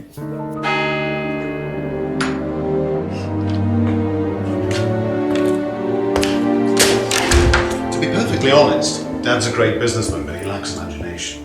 He does, however, believe in the power of the individual, when taught by the right teacher, of course. Ryan! In here. Just coming. He's through here.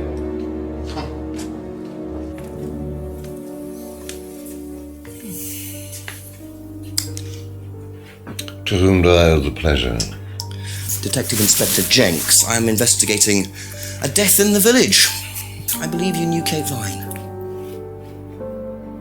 Oh, I thought all this was dealt with, Inspector. You do know that Kate Vine was a gherkin short of a big mad. You do now. Father. You must forgive my son, Inspector. He still can't summon up the courage to come straight to the point. So what do you want to know? Well, a few more questions if you don't mind. But I do mind. I'm a very busy man. Try asking an intelligent question, like, do I mind being quizzed about a once promising student who turned into a useless drunk? Ryan, would you mind leaving us for a while? I'll go back to the centre. I have one or two things to prepare. Call me if you need me, Dad. You may begin, Mr. Holmes, although I'm not going to be able to help you. I don't have much to do with the course nowadays, so I can't give you any hard information. That's as maybe, but we No, that's as is. But if you want my opinion, I'd be quite happy to give it to you. So, fire away. Okay, thank you. Well, Paul certainly doesn't take any prisoners. It's obvious who's pulling the strings in this. How well did you know Kate? Hardly knew her at all. Met her a few times.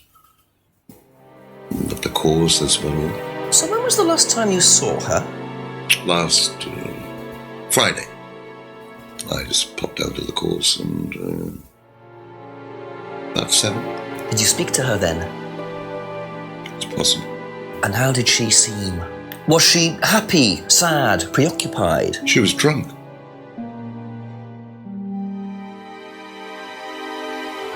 Do you know if Kate had lost this? It's her driving licence. How would I know that? You didn't see it lying around anywhere? No.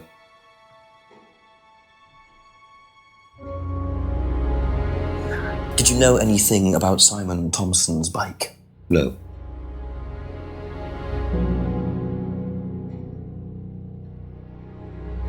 Have you seen this before? Looks familiar. Where did you find it? It was, in the woods. Presumably had something to do with Kate or a killer. Well, that's what I'm trying to establish. Shouldn't it be in an evidence bag, Inspector, in case of contamination? I didn't have one with me, unfortunately. Well, don't go testing it for DNA, will you? It's got yours all over it.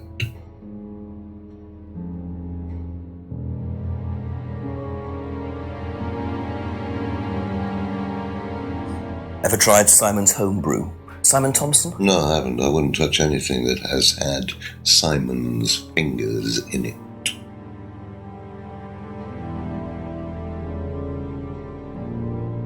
What do you know about this? It's a freedom necklace. It's a symbol we use sometimes on the course. Little bird in cage flying away. Freeing themselves from their past is the analogy. So do they get them when they join the course or something? No, not as a rule. I think I bought one once as a present. Oh, not for Kate, by any chance? No, not for Kate. I can't really remember who it was for. A birthday present, maybe for one of the students. Which student? I've no idea.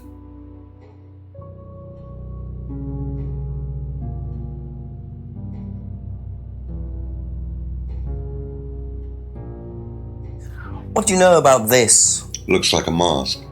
You don't recognize it? Not particularly. Looks like a monarch mask. What's a monarch mask? Monarch is a fancy dress outfitters. Ryan goes there sometimes.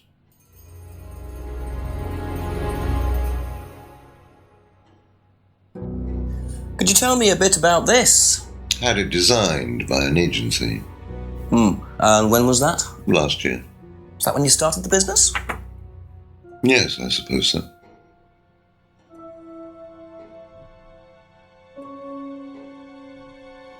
Have you ever seen one of these before? I believe it's a scrying mirror, pagan thing. Ever used one? Why would I use a scrying mirror? So you have no interest at all in this sort of thing? No. Does the Atlas course use them at all? Not at all. Strange question.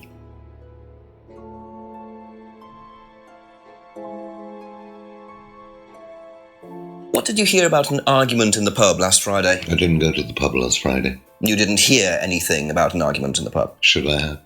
No, that's fine.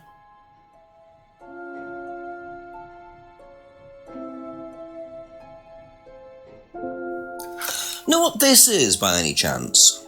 I've no idea. Gardening isn't my kind of thing. Rebecca would probably know. I presume you've met Rebecca. Yes, I'm sure she'd enjoy telling you what it is. She's the kind of woman who likes to feel superior.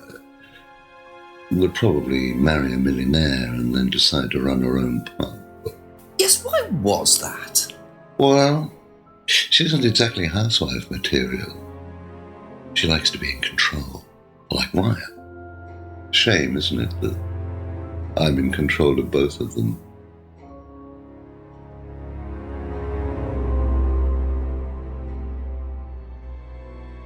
Have you ever heard of Salvia divinorum, or magic mint? Sounds like it might be a drug. It's a hallucinogenic plant. Legal, as a matter of fact. I'm not a drug taker, Inspector. I have no enthusiasm for voluntarily poisoning your brain. And you've never seen anyone on the course taking it? Well, if someone had, they wouldn't have done it openly. We don't allow drugs or alcohol on our course. We like to tell the students that success is the best drug. Whether you buy into that, of course, is another matter.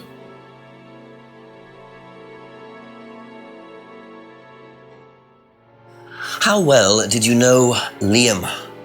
Liam who? Liam, who took his life. Oh. Well, as far as I remember, he was a good student, confident, outgoing. You didn't notice any problems? I believe he had problems at home. Were you there when he died? Yes. And afterwards? You didn't see him after the meeting? No. What was Liam like that night? No. Apart from being drunk, or possibly because of that, he seemed perfectly happy. He was drunk? Well, I assume the bottle in his hand contained whiskey and not lemonade. Lots of similarities to Kate, don't you think? Drinking, depression, is that normal for the students? People come into the Atlas course for quick solutions to their problems. And when they don't get them as quickly as they might have liked, sometimes their impatience gets the better of them.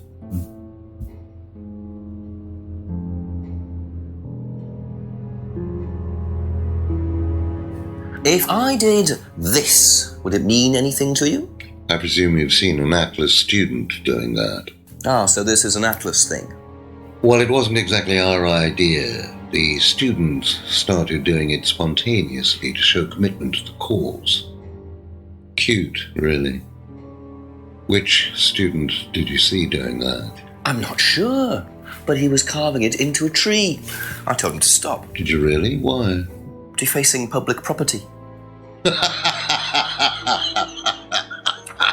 That's the most ridiculous thing I've ever heard. What's the punishment for that kind of thing nowadays? Prison sentence? Oh, it's usually a fine. All right. What about defiling public liberty? Does that carry a fine too? Oddly enough, the student in question argued a similar point. Is that something you encourage on the Atlas course? We encourage people who put ideas first and moral anachronisms second. The problem with the law, Inspector, is that it's out of date. Well, I suppose that's a matter of opinion. However, you still respect it. Respect it? I abide by it. We all play by the book, Inspector, but that's only because of the threat of possible incarceration.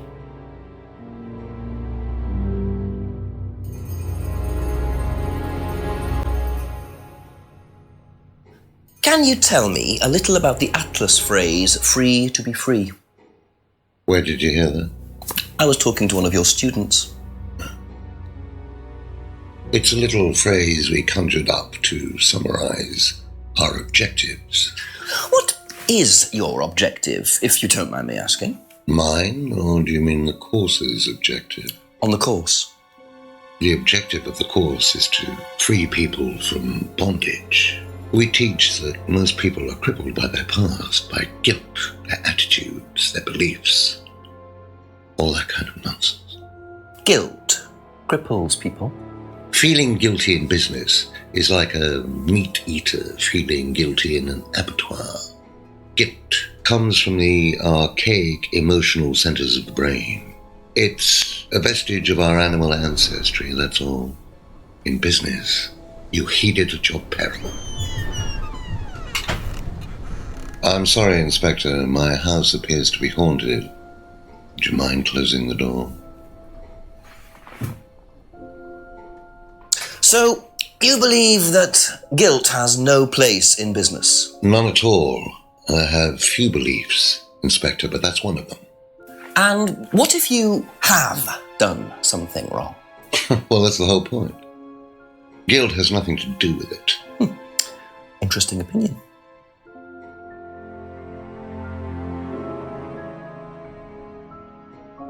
What do you know about this? So you've been graced with Goebbels' company already, have you? James, our local minister for propaganda. I suppose Ryan already told you about our actual previous incarnation. He explained, yes. Did he tell you anything scandalous? Not unless you count the suicide. Well, these things happen. Was it your idea? The suicide? Third eye. Yeah, I suppose it was. As my son had started to atrophy, I decided I ought to give him something to do. And Third Eye was the same as Atlas, teaching business skills. Very similar. So Liam's death didn't prompt you to make any changes? There was nothing we could do about Liam's death, Inspector, any more than we could do anything about Kate's. It was out of our control. You can't blame me for wondering, Paul. 2 student deaths in 2 years. It's called a coincidence, Inspector.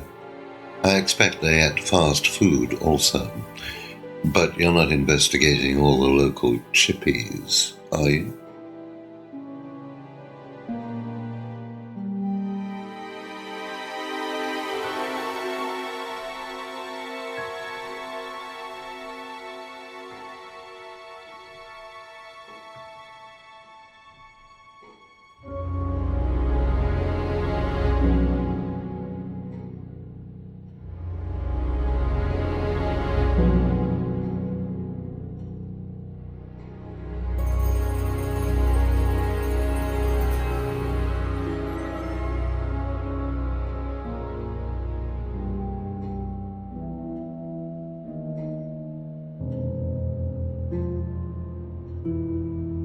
Aha! So if you don't allow drink or drugs onto the site, why did you allow Liam to drink whiskey all night? Well, we did give him various warnings. Did try to stop him, but didn't work. But you let him stay on the course? Yeah, well, we couldn't throw him out. This isn't a primary school, Inspector. We're not the police. We can't enforce these rules. If they pay their fees, they're entitled to stay on the course. And what if they want to take drugs? As long as they do it with discretion, frankly, I don't care if they want to wipe or inject paint stripper all over their faces. Do you store any alcohol at Atlas? No. Is there a kitchen? Why, do you want to go down there and check? Well, obviously you wouldn't mind if what you're saying is true. Of course I wouldn't mind. It's past the lavatories down the corridor, but you won't find any drugs in there or alcohol. Whether I find alcohol at Atlas or not, it probably isn't particularly relevant. But it's worth a look anyway.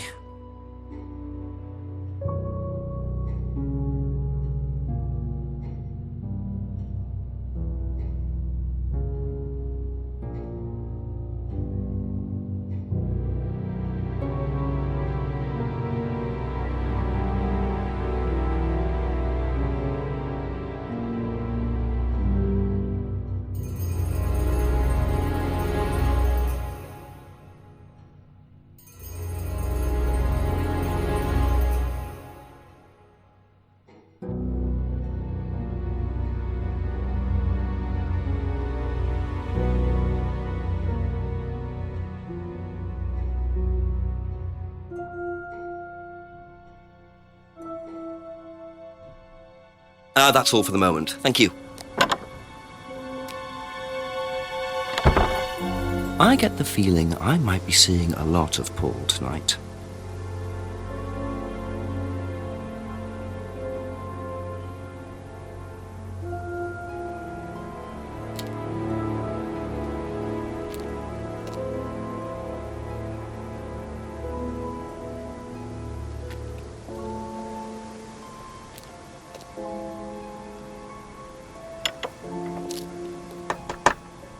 Ask you a couple more things, please.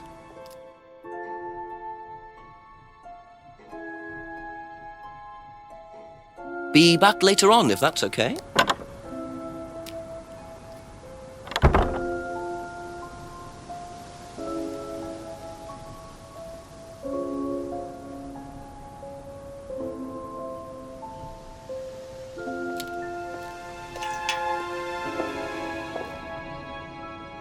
So the kitchen must be down the corridor there, if what Paul said is true.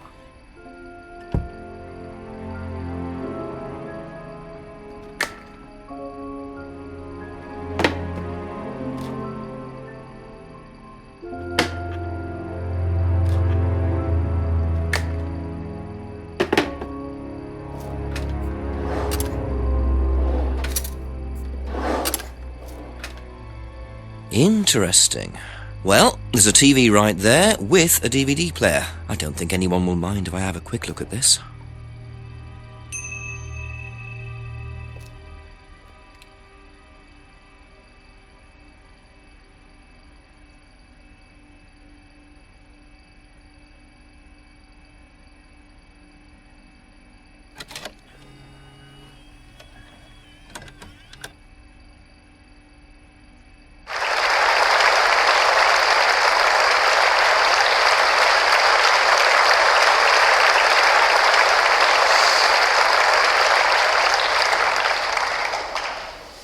Freedom, true freedom, means freedom from many vices that society had traditionally believed to be virtues.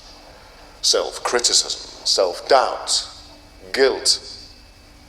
Ladies and gentlemen, these are not virtues. These are sins. Born of a fake morality implanted deep within our minds and collective consciousness by governments and religions through the ages with the sole purpose of preventing the masses, stopping us from achieving the same success, happiness and freedom enjoyed by those at the very pinnacle of society.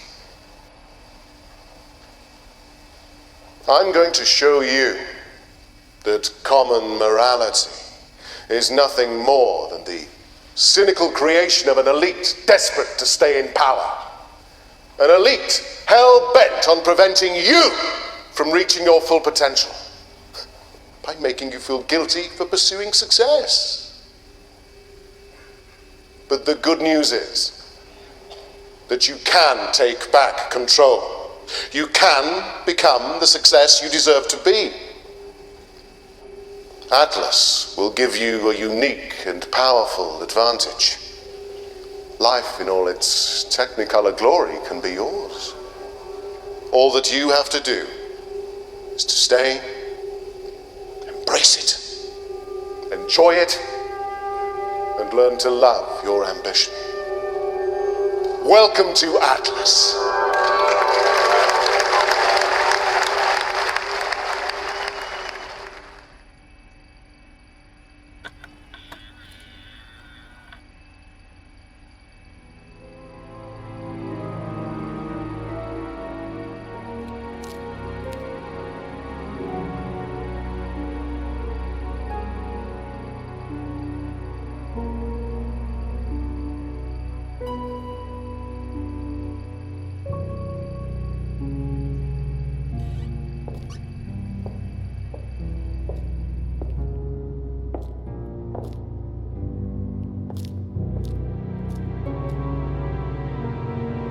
Let yourself go. Feel your soul lifting. Then wait for the moment to break free. Then break free. Excellent, Hannah. Well, could you come back later, please? What's going on here? Please, leave. Sorry, Ryan, there's a few more questions I have to ask you yet, and time's ticking by. Leave. Okay.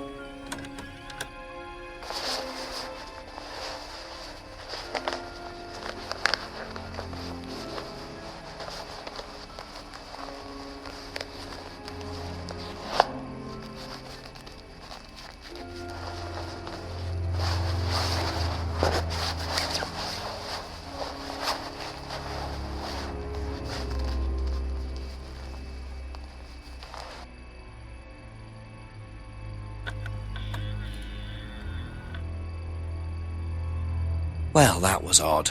Looked like someone pickpocketing, but why make a video of it?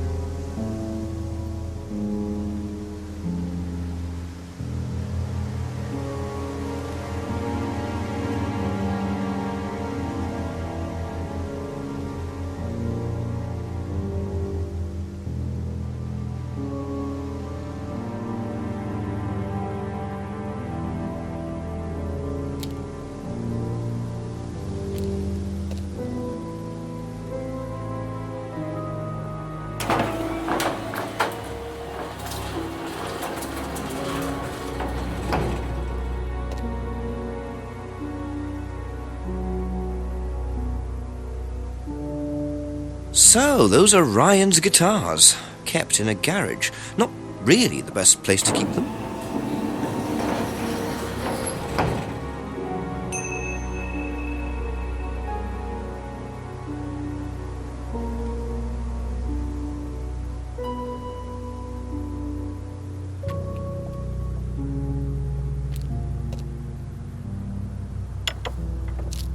Just a few more questions, if you don't mind. Seen this before? The writing looks familiar, but no.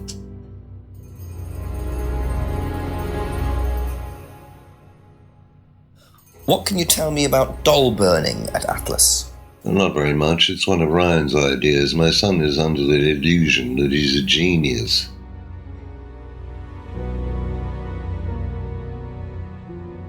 Does Ryan play the guitar? Ryan? Ryan couldn't get a tune out of a radio. He's tone deaf. Okay, so he's never tried to go professional. If he did try, it was never going to happen.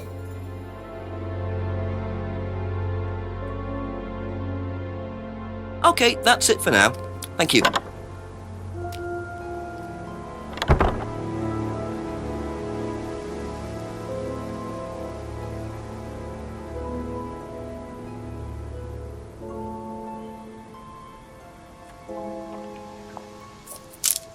Whoa! Whoa!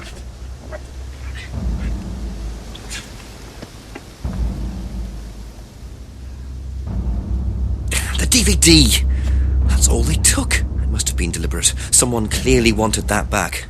Nice and helpful of them to leave a piece of evidence behind, though.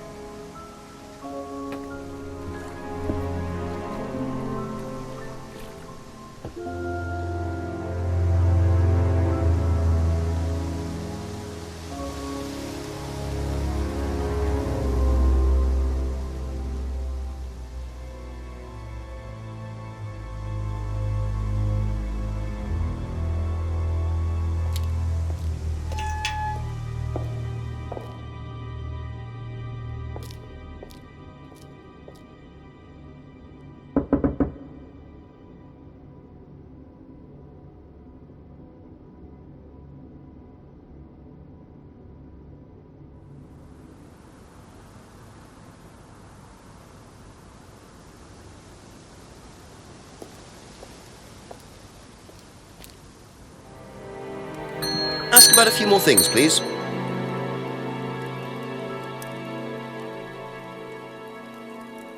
What do you know about doll burning? Doll burning? What sort of doll burning? It doesn't mean anything to you. No. Should it? No, that's okay.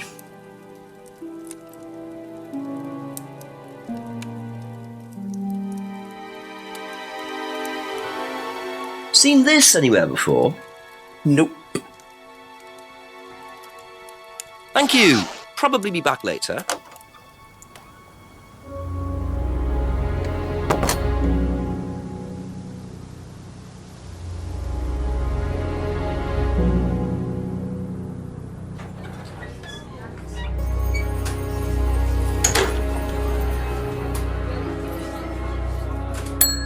Couple more questions, if that's okay.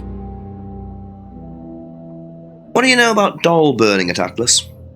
Only that it's part of the course. I'm not entirely sure what they're for, but I made dozens for him. You made them? Oh, Ryan can't make anything. He's practically dyspraxic.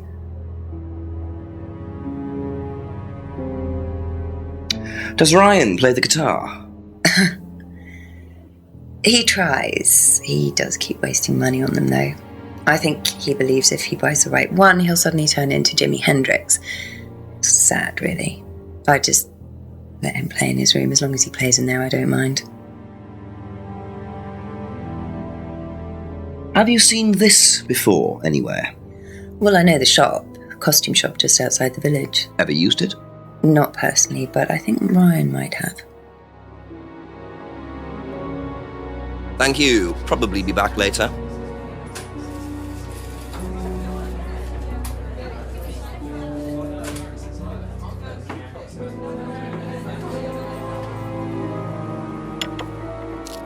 Few more questions, please. Have you seen this before? No, I don't think so. You don't recognise the shop? No. Is there someone else who works at Atlas? Someone who may have been there tonight? No. There's a cleaner. Comes at strange times, but then he's a strange boy.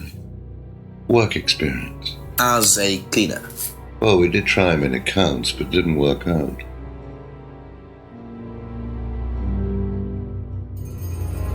That's all for the moment, thank you.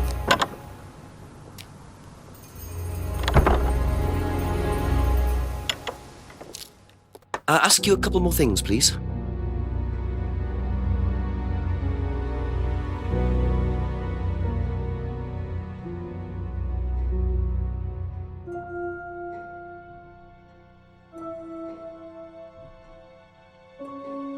Aha. Do you visit Monarch Costumes a lot? No. I used to go in there occasionally. Why? But you do know the shop? Yes, of course I do. You see, Paul, I thought you said you didn't know where this bag was from. Well, maybe I do. This was used to put over my head, Paul, by a mugger. Would you like to tell me something? Are you suggesting that I had something to do with your mugging? Did you? You really ask the most ridiculous questions. Of course I didn't. So why did you lie about the shop? Well, I didn't have anything to do with your mugging, Inspector, but I might know somebody who did. Go on. Did Ryan mention Jason to you as a cleaner? Unfortunately, Ryan at some point told Jason that the DVD mustn't be removed from the site. So, when he saw you take it, he simply thought that he was doing us a favour by getting it back. He isn't exactly what you'd call one of Darwin's best examples. So what's on the DVD that's so special? All right, it was something I did myself, a little stunt I pulled to amuse the students. What kind of stunt?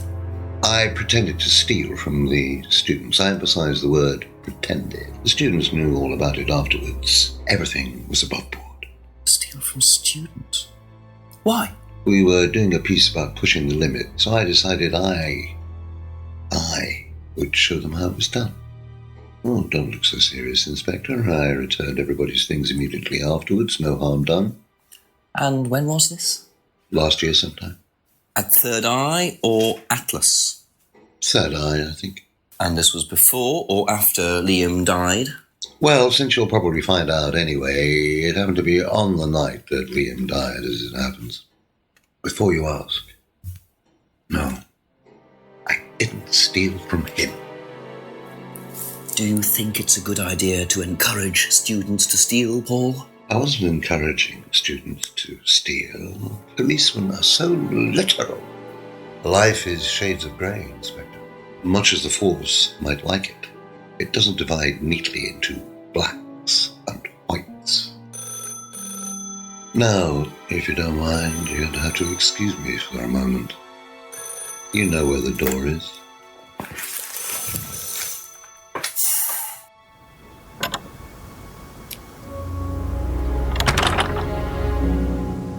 I see he was quick enough to claim he didn't steal from Liam. What kind of stunt was that anyway? And Liam dying later the same night? It's just all a bit too suspicious.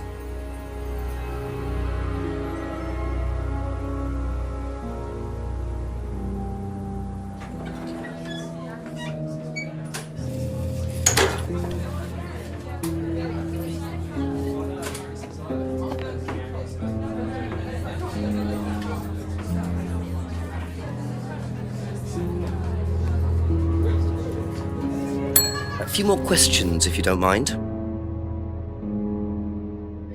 Did you know about Paul's money stealing at Atlas? Are you talking about a particular incident or just in general? It's something he did on the course. Stunt. And what did he do exactly? Oh, well, he pretended to steal from the students. That doesn't ring a bell. Paul's stunts usually involve throwing fancy dress parties with scantily clad girls or women dressed as nurses. That's his usual fetish.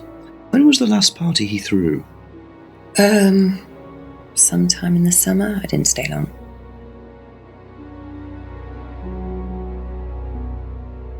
Be back later on, if that's okay.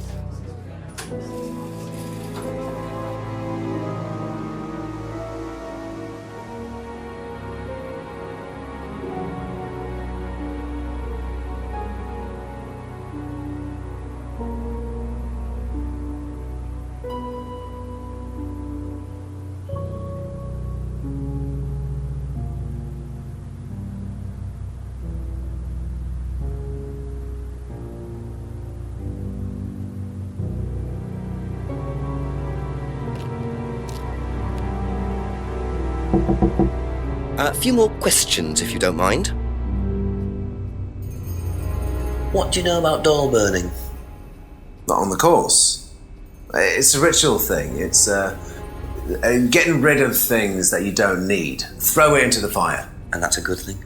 Well, yeah, it helps you getting rid of things you don't need, so you can move on and take control again. So what are the masks for? They're just to help you get into the right frame of mind. Just get you into the zone, help with the trance. A trance? Yeah. It's like self-hypnosis. We do it on the course sometimes. It's just to help you get into the right frame of mind, So you hypnotise yourself? How do you do that? Just stare into a mirror and chant something, just say the same thing over and over again. Or you could just close your eyes and put yourself into a trance. Some people can do that. And that's safe? Well, yeah. Hypnosis doesn't work the way that most people think it does. You can't just be hypnotised if you don't want to be hypnotised. But you can learn to hypnotise yourself. What did you say it was called? Auto-hypnosis? Self-hypnosis, auto-hypnosis, same thing really. I think Simon was a bit too quick to play down the role of auto-hypnosis on the course. I'll have to ask around. What do you know about Ryan's guitar collection? Well, not a whole lot. I know he brought a guitar to one of the groups once, at the end of one of the stages. That's the only time I've seen him with a guitar.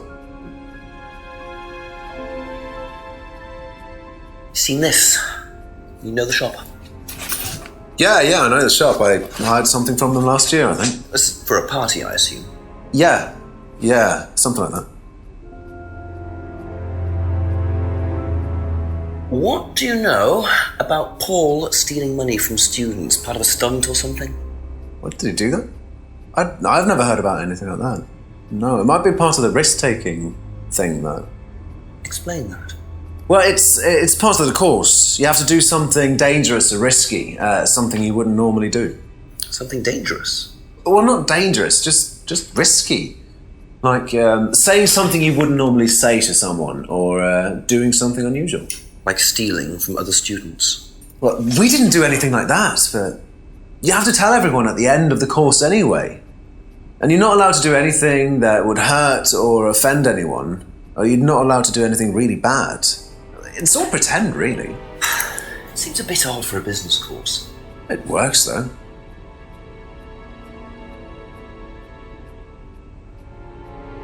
Thank you. Probably be back later.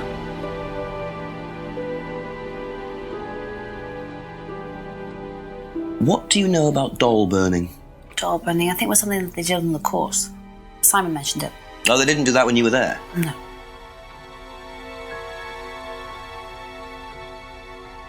What do you know about Ryan's guitar collection?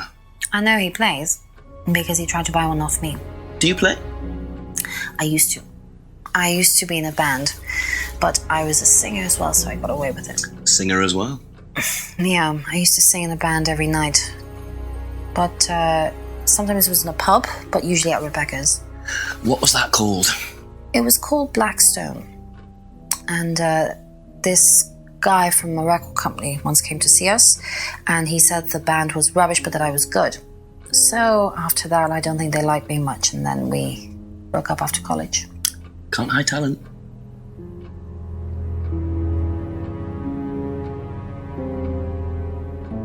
Do you know the shop? Have you used it? No, but I know where it is. What do you know about Paul Rand? Paul the Slime. You've obviously met him then. Yes, I have. What do you know about him committing a fake theft during one of the courses? What, about him going through people's bags? Yeah, he tried that thing on me as well, weirdo. So you were at Third Eye? Yes. Yes, I went there for a few months after college and I left because I hated it. And I didn't know Atlas was the same thing. And I went with Simon. Does Simon know that? No. I didn't want to burst his bubble, so I didn't say anything. So he doesn't know you went to Third Eye? No. Ah! So is that where you met Ryan as well? Yep. Right. What didn't you like about the course?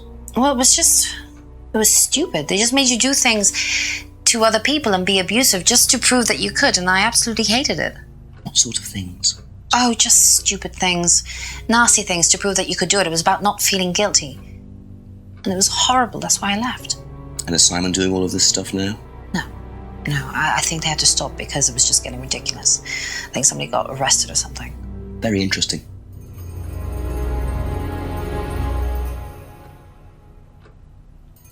Do you know what auto-hypnosis is? It's some type of self-hypnosis, isn't it? Yeah. Have you ever tried it? No, I haven't. But I think Kate was into it. She learned it from when she went to Atlas. And what did she tell you about it? Not a lot, really. I think it helped her. I think she used it as a sort of self-meditation.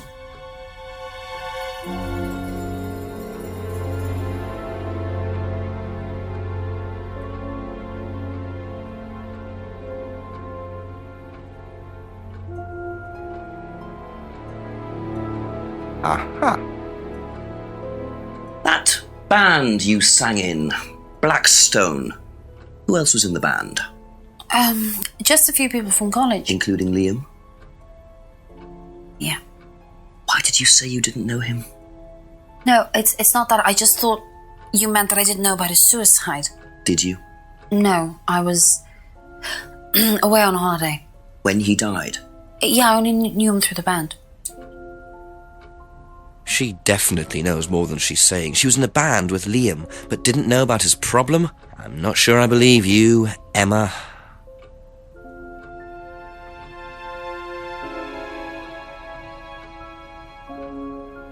Aha. So, you witnessed Paul's money-stealing stunt, is that right? Yes. But you weren't there when Liam died? No.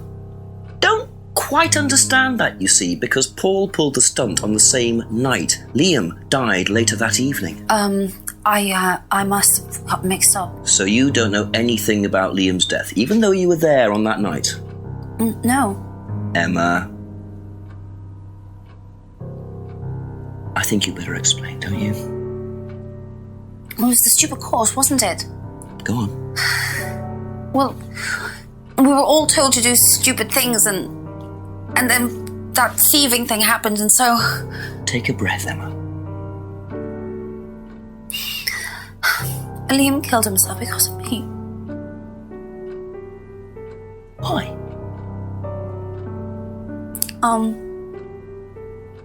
Liam had a birthmark on the side of his face. And no one would mention anything, even though we all knew it was there. And they all thought it was ugly. So I thought I'd say something, and I even asked Paul if it was okay to say it. And what did he say? He said he wouldn't mind. Then Liam killed himself. Liam's dead because of me. Well, Emma, I'm quite sure you regret what you said, but I really don't think you caused Liam's death. There's always more to these things than meets the eye. It wasn't your fault. We can't tell Simon, please. Simon doesn't need to know. Don't worry. Thank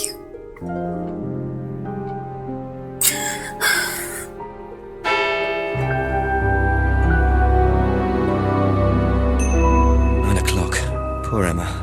I suppose it's possible that what she said led to Liam's death, but I really doubt it. I blame the Rands before I blame her.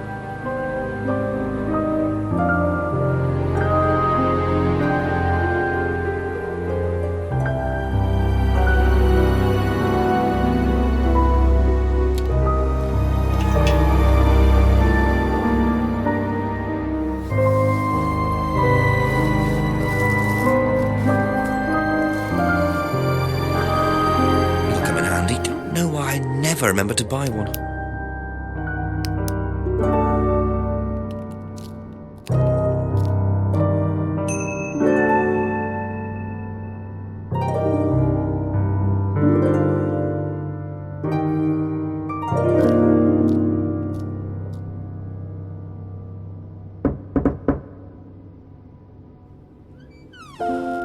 Couple more questions, if that's okay.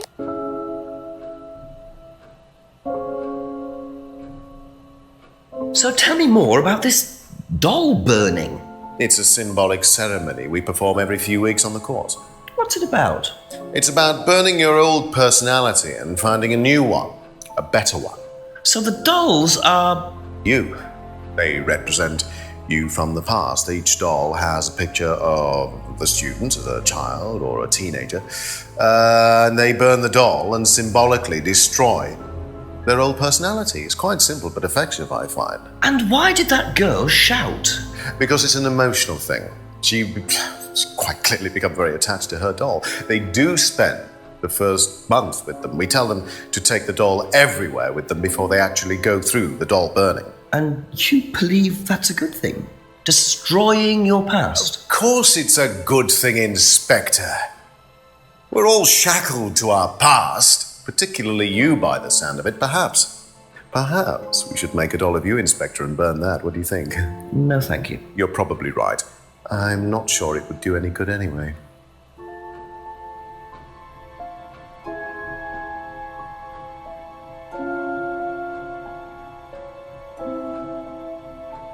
I didn't realize you were a musician. Oh, well, I'm not really a musician. I mean, I dabble a little bit. To be quite honest with you, I'm far more interested in collecting guitars. You're not in a band?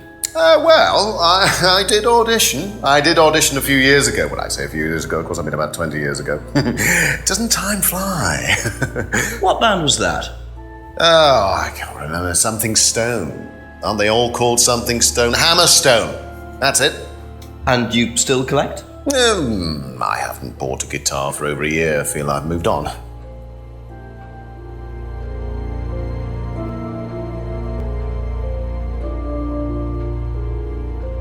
Do you know what this is? Well, I think it's a bag. Is it a bag, Inspector? The shop. Oh, yes, the costume shop. Yes, we used to hire from them. For the course? Well, yes. For the course, at the end of each stage, we have a little party and we ask students to dress up or try acting out being somebody new, their new selves, as it were. Could you explain a bit more? New selves? One of the main elements of the course is learning how to act, how to be whoever you need to be in any given situation. I think you'll agree, Inspector, that business is about being the right person in the right situation at the right time. What it does, it helps them to detach themselves, become somebody new, pretend, you know that kind of thing. It's surprising what a little bit of cross-dressing can do for you, Inspector. You should try it. Not at this stage.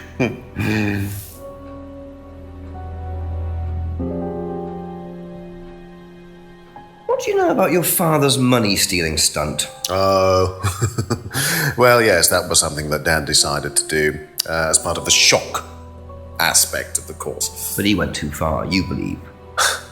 He usually does. And do you think it did have anything to do with Liam's death? No. Liam wasn't like that at all. I mean, that was just a simple, unfortunate coincidence. I mean, Liam had his own problems, but he didn't have any problems with the money shock stunt. No.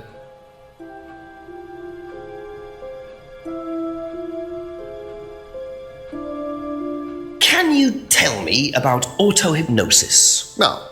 What would you like to know? Do you use it on the course? We dip into it occasionally, but it's not a major feature of the course. I would say that, well, a minority of the students know how to use it, but the majority wouldn't know, would have a clue. It's not a requirement of the course. No, not at all. We don't ask people to do things that they're not comfortable with. There's no bribery, no coercion. We're thinking about phasing auto-hypnosis out, actually. What's the reason for that? Well, to be perfectly honest with you, Inspector, it doesn't actually work very well.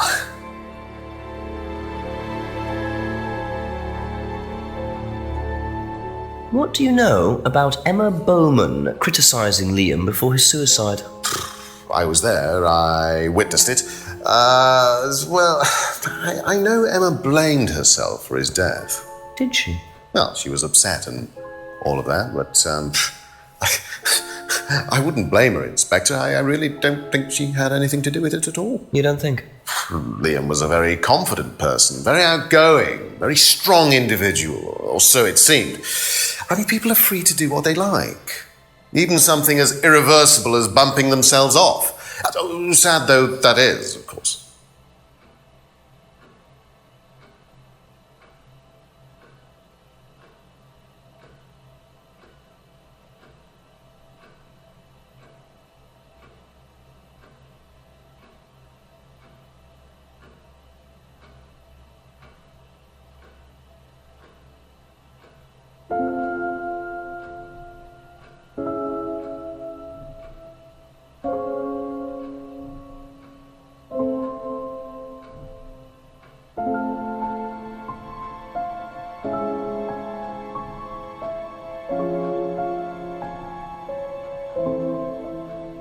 That's it for the time being. Thank you.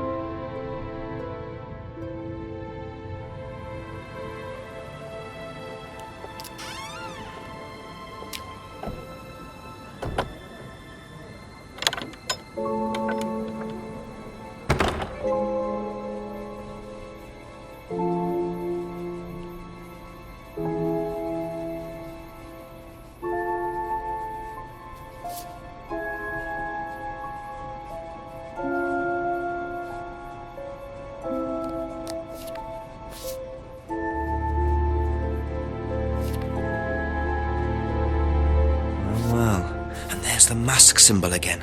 Looks like someone's been trying to make a point.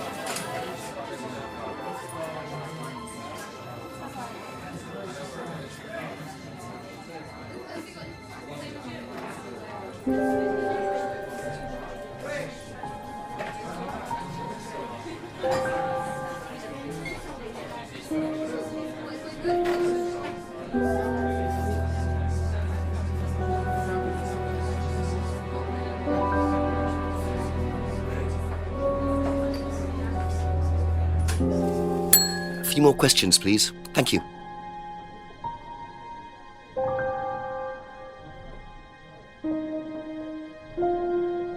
Do you know anything about hypnosis used on the Atlas course? Are you sure you mean hypnosis or the power of persuasion? What's the difference? Not a lot. But if you want someone to do something, it's usually easier to ask nicely. Atlas used persuasion techniques. Well, don't all businesses use it, Inspector? Ever heard of advertising?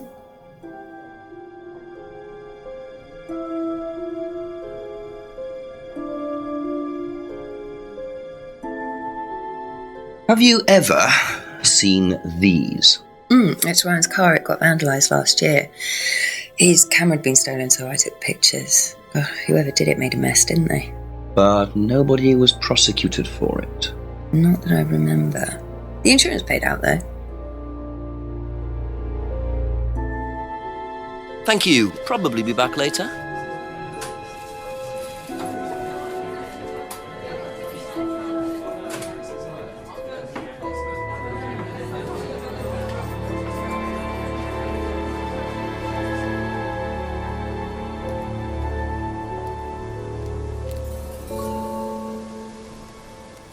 Ask you a couple more things, please.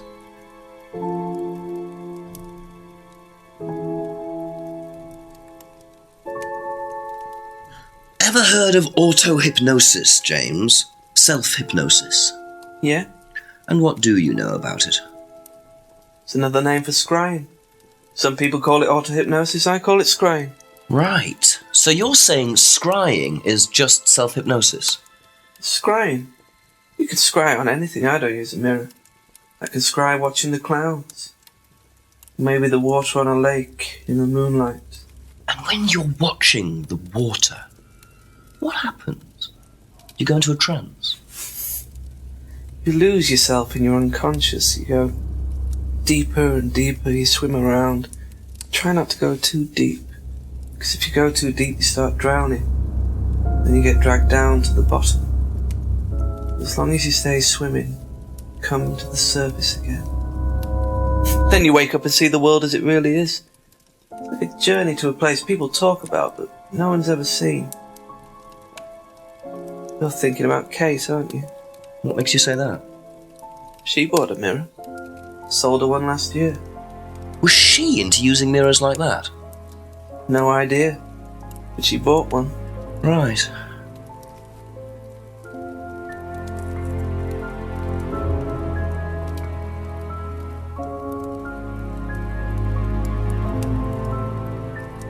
Know anything about these? Nope. That's all for the moment. Thank you.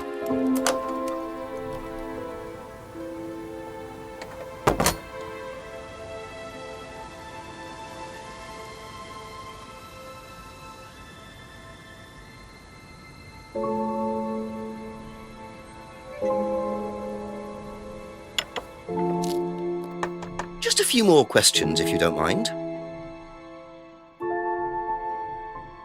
Can you tell me more about the auto-hypnosis techniques used on the course? We don't use hypnosis on the course. Not at all? Not anymore. So, how was it used? Hypnosis is probably the wrong word, Inspector. It's nothing to do with the trances or things like that. It was meant to force... to help students. Did you force them? You can't force anybody into being hypnotized. You have to want to be hypnotized. It's not something out of your control. You can't be hurt or damaged in any way by hypnosis. So you've never put pressure on students to enter into hypnosis? It would be impossible to do so.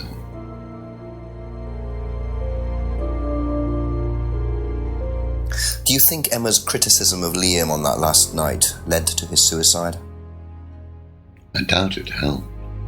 Did you encourage Emma to criticize him? I didn't encourage Emma to do anything. I merely told her what we tell every student to do, to express themselves as they want to. It would be out of order to criticize them after that, wouldn't it? However, I didn't expect her to criticize his birthmark, if that's what it was.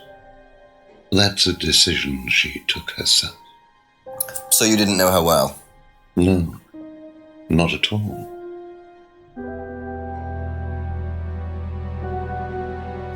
Do you know what these are? Yes, that's Ryan's car. Another toy he managed to ruin. It was vandalized sometime last year. You know who did it? I don't believe anybody was ever prosecuted for it.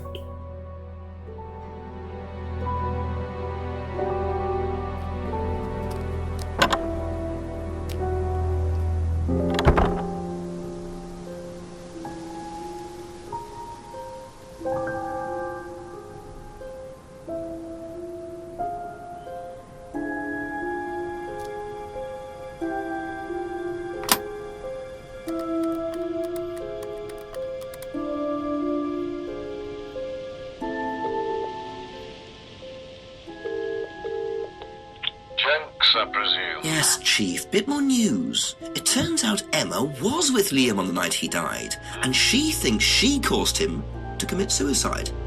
She made fun of him, mocked him as part of the course. Nice of her. Why did she do that? Requirement of the course, apparently. To say something offensive. It's meant to encourage free thinking. Interesting opinion. And I suppose the Rands just think that's what, par for the course or something like that, do they? Well, Paul wasn't too bothered. He claims he didn't know Emma, so couldn't have predicted what she was going to do. That doesn't wash. What does Emma say about him? She does not like him. Really doesn't like him. So she must have known him well enough. How well did he know her? He claims not very well. Well, make sure he's telling the truth. Oh, I've got a cup of coffee to make. Coffee? Yeah, okay, thanks, Chief. Bye.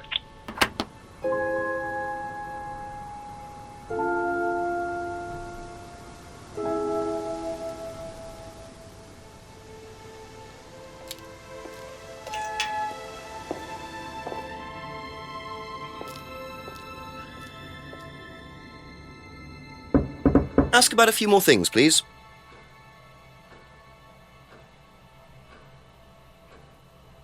Do you know what these are? Oh, yes, that's my old car. It was vandalized. I took those for the insurance company. Where did you find those? At the pub. You know who did this? Yes. A girl called Lisa Blint. She was on the course, very strange girl.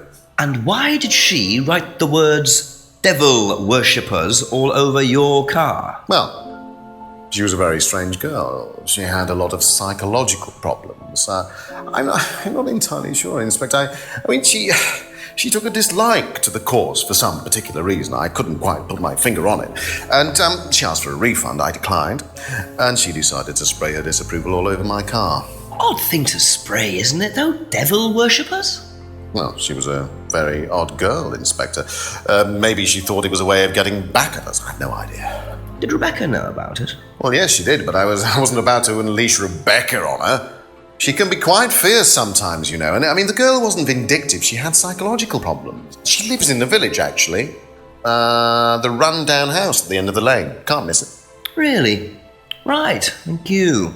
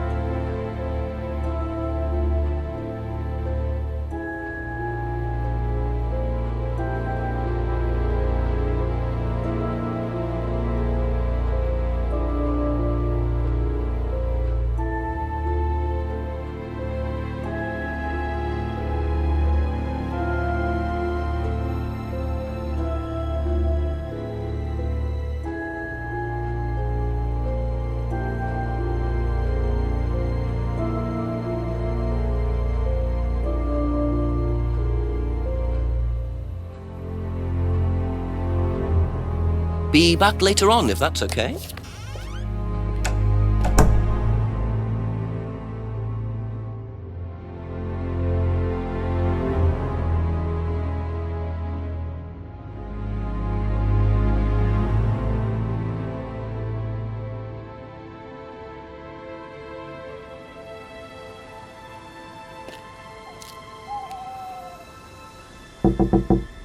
Couple more questions, if that's okay?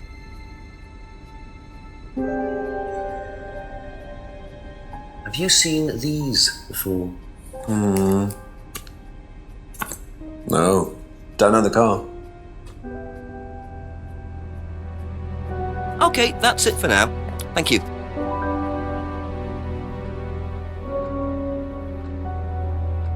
Do you know anything about these?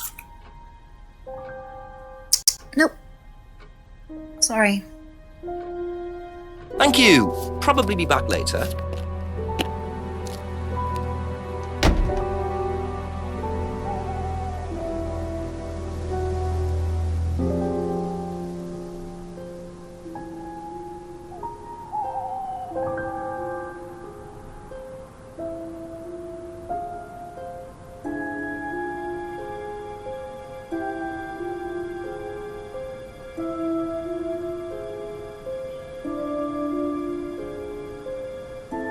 Could that be where Lisa lives? Run-down house at the end of the lane. That's what Ryan said, wasn't it?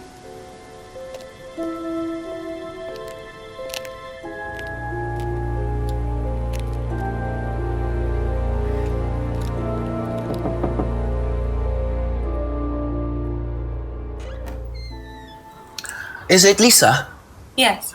Inspector Jenks, I'm investigating an incident in the village. I wonder if I could ask you a few questions.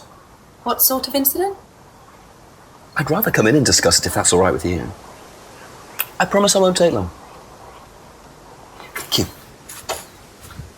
I'll just go in here, yes? I have to go out in a minute. Oh, look, I can come back later. I might not be here. What did you want to ask? I just wanted to ask you, did you know Kate Vine? No. Right. Well, I heard that you're familiar with Atlas, the life skills training company. What do you want to know about Atlas? Well, I heard you reacted badly to it. Of course I reacted badly. So would anyone. Now, why do you say that? Because they're devil worshippers. Devil worshippers. They're making demons appear. They're tricking everybody. They're getting people to join up, then they're putting demons inside them. You can see them. See who? Demons. Where could you see them? In the mirrors. At Atlas. Any mirror. You can't get rid of them. They stay inside you. So, how did you get rid of them? I didn't. You still see them?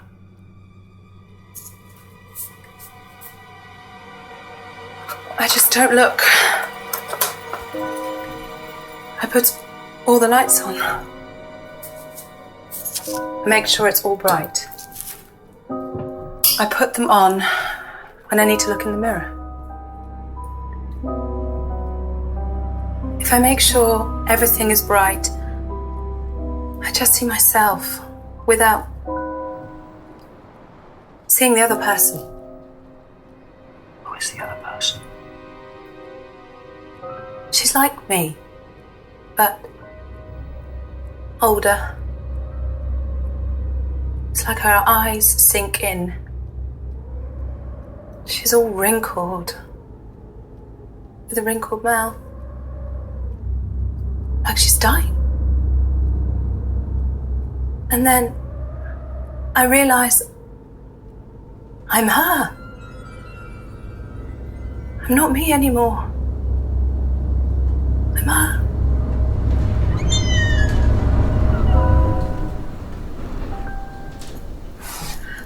I'm sorry, I have to go now.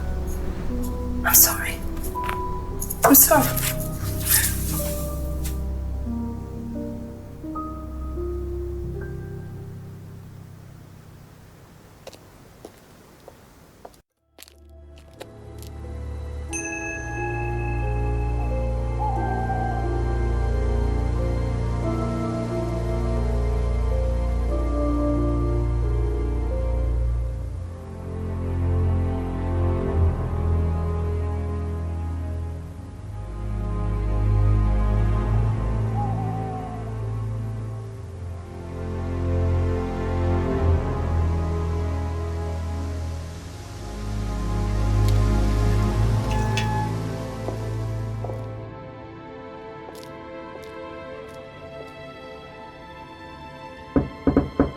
few more questions, please. Has devil worship ever been part of the course, Ryan? Am I correct in assuming that you have spoken to Lisa Blind? You would be. She's been telling me all about the Atlas obsession with Satanism, Ryan. Then if you've met Lisa Blind, then you will have worked out for yourself that she has a very vivid imagination. She also has psychological problems, diagnosed psychological problems, as a matter of fact. So where did she get the idea that you lot were, devil worshippers? I really have no idea. The girl is insane. She's frightened of her own shadow, bless her. She actually thinks that demons are possessing her even now. You really can't trust a word she says. So you are saying there has never been any devil worship at Atlas? I don't even know what devil worship is, Inspector. It's not something I particularly know anything about. I certainly don't recall anyone ever having worshipped the devil at Atlas. We even tried to help the poor girl by paying for some treatment, but she didn't want it. Really? It's not easy to offer someone help when they think that you're the problem.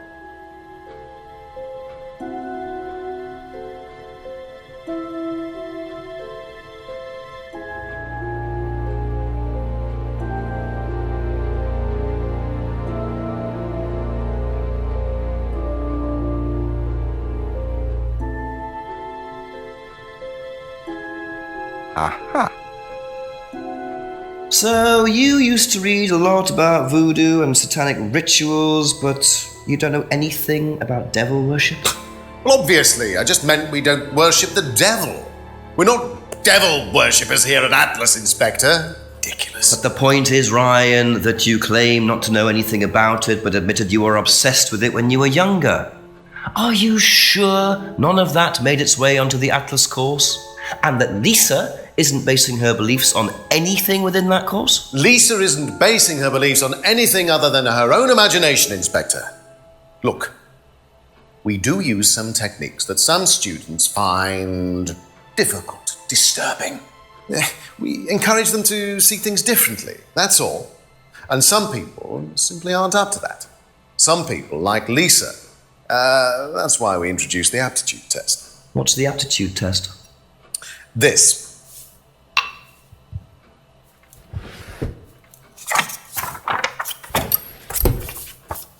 We ask students to fill in an aptitude test, medical history, psychological issues, that kind of thing, any medication that they have used in the past, any medication that they currently are using. Here, take a look. Basically, it's just to try and make sure that we don't get another Lisa. Has it worked? Well, touch wood, so far, yes. Can I keep a copy of this? I wonder how much importance they actually give to this test. And what are they doing that's so disturbing anyway? Thank you. Probably be back later.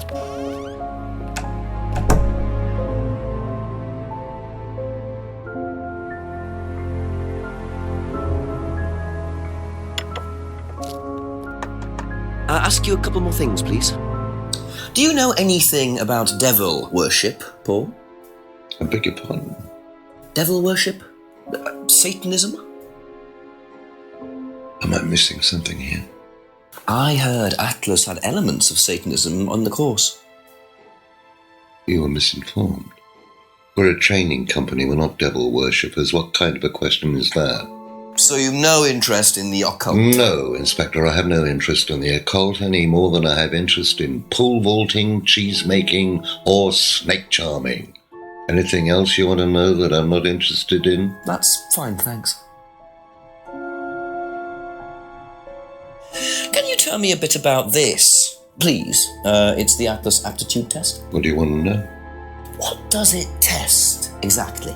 It's a test we introduced to make sure that any students didn't have any major personality problems, skeletons in the cupboard, so to speak.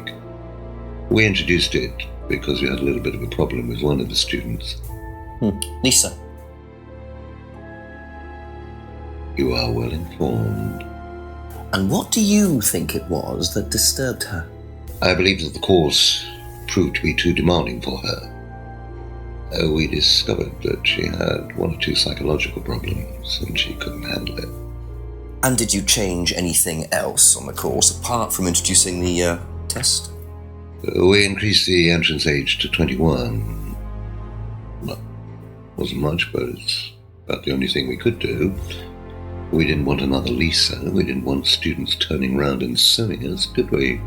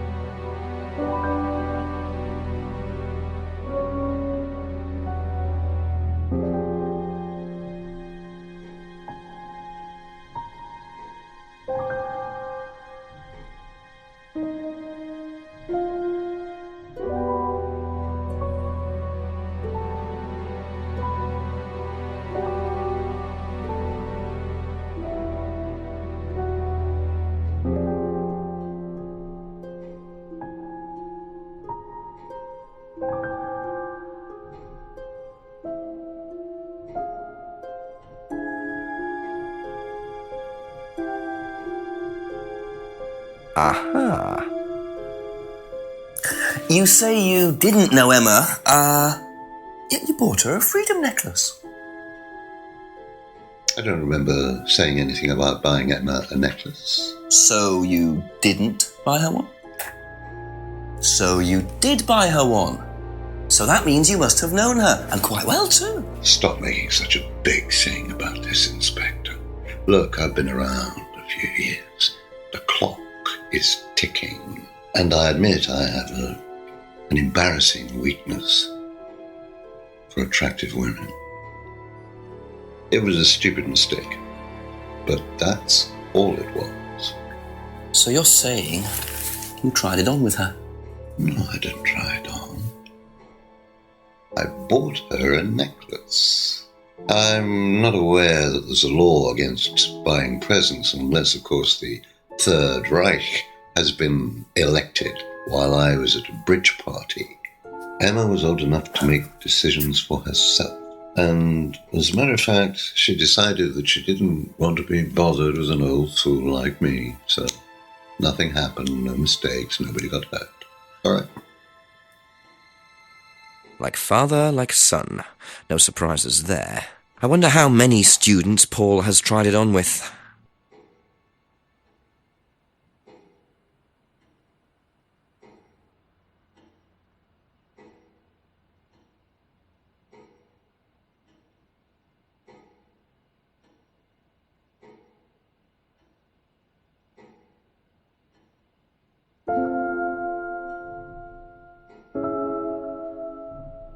Aha. So nobody has ever been affected by auto-hypnosis, except Lisa. Hypnosis wasn't the problem, Inspector. Lisa was the problem with Lisa. That's why we introduced the test. But the hypnosis was the trigger, wasn't it? Lisa arrived on the course believing we were all devil worshippers. She was nuts to start with. We didn't make her like that. Well, as far as I can tell, Paul, you've had one student accuse you of devil worship and 2 others commit suicide. Some of your students aren't having a very good time on this course, are they? Nonsense. Kate was enjoying every minute of it. She couldn't get enough of it. Really? She was full of the joys of life. Bubbly, confident, flirty. With who? You mean with whom? With whom? Pretty much everybody. Including me, as I remember. Really? And, did you respond? I don't get into relationships with students, Inspector. Company policy. It's not professional. Interesting admission that Kate flirted with him. There's no way Paul would have turned down an opportunity like that.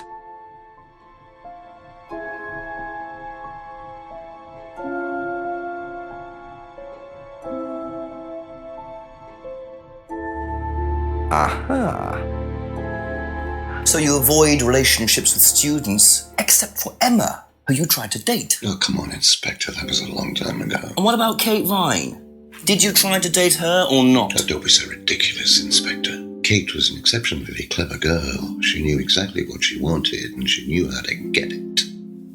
You mean that Kate approached you? It wouldn't surprise me if she was playing everyone in the group. Kate had more enemies than you'd think.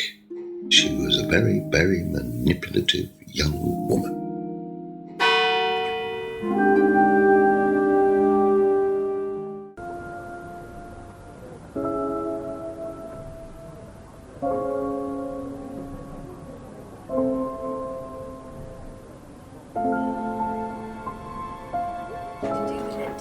Simon.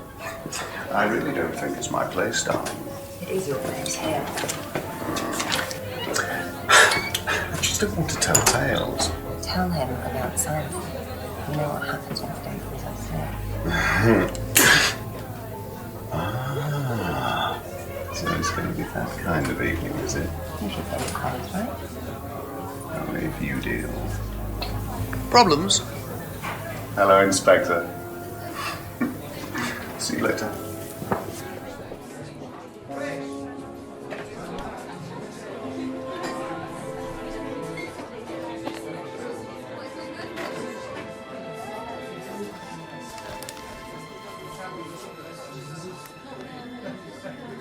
Well, isn't that interesting?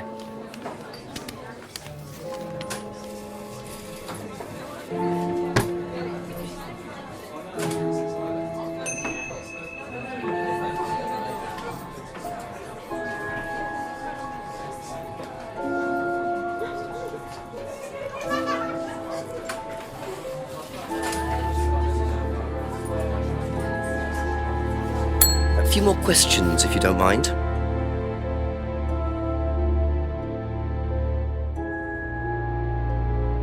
Have you ever come across anyone interested in or involved with the occult? As in black magic? No, why? Atlas don't use occult techniques or anything like that? Atlas? Not unless Ryan's got a secret he's not telling me about. Why, who's been talking? Just a line of inquiry. Okay, thanks.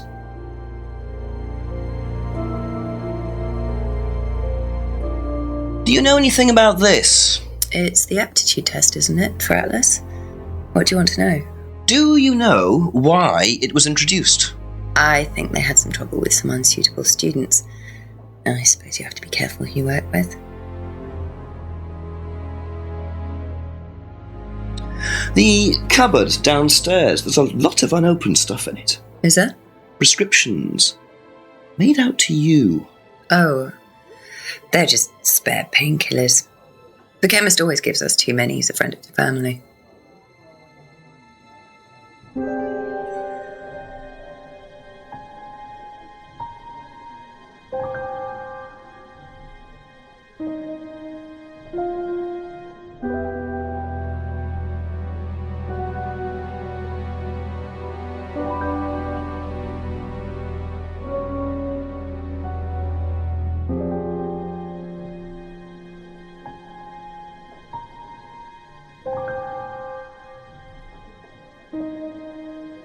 Aha.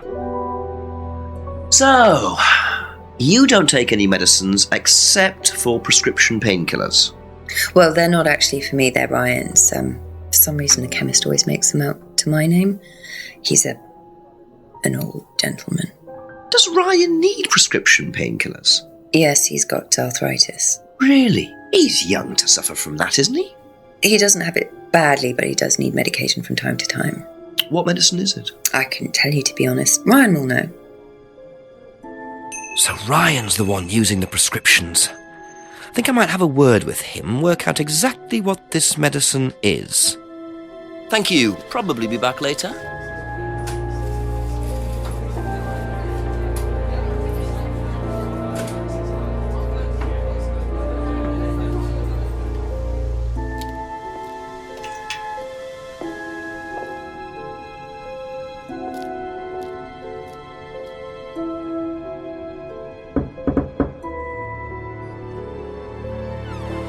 A few more questions, if you don't mind. Do you know what the medicine in the cupboard at the pub is for? You'd better ask Rebecca about that. I'm not exactly sure what's in there. She tends to keep her wares under lock and key. So, you know, our wedding night was quite a surprise. Tell me about your arthritis. Oh, you found out about that. Well, yes, I'm old before my time. It's very unlucky to have it so young. Well, I take a lot from life, Inspector, and sometimes life likes to give you a little bit back. I mean, it's not too bad, it's not too debilitating. It's mainly some in my right hand, some in my left hand. It's not particularly a problem. Makes it difficult to hold small things, though. What do you take for it? I get a prescription painkiller. How often do you need that? Not often, as and when. I keep some here, I keep some at home. It's not a problem.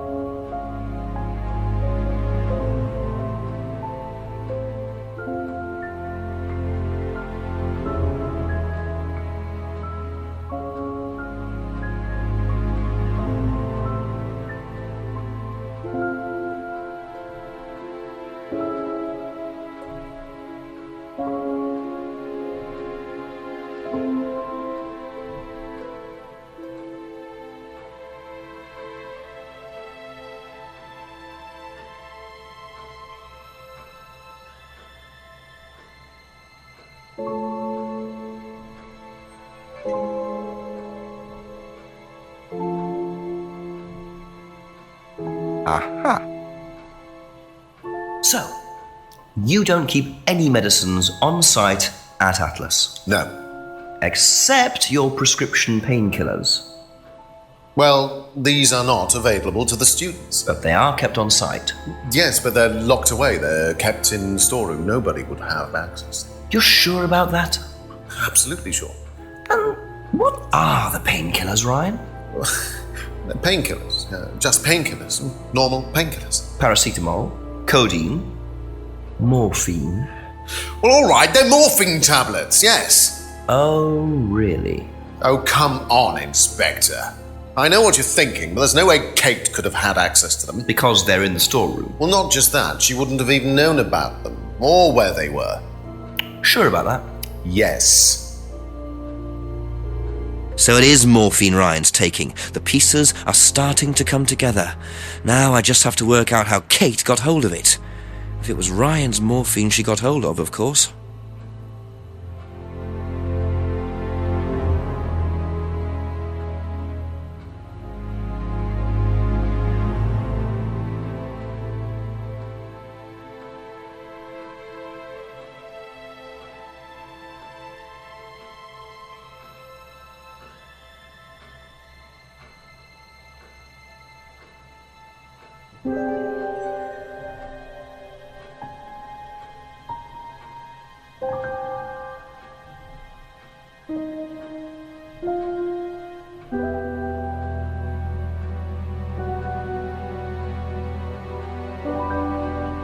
That's all for the moment. Thank you.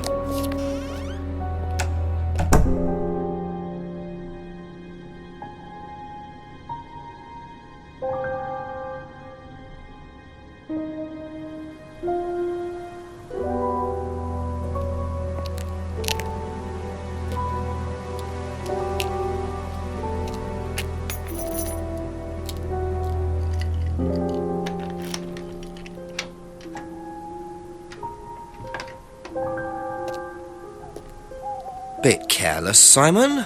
Probably nothing important, but at this stage, I need all the clues I can get.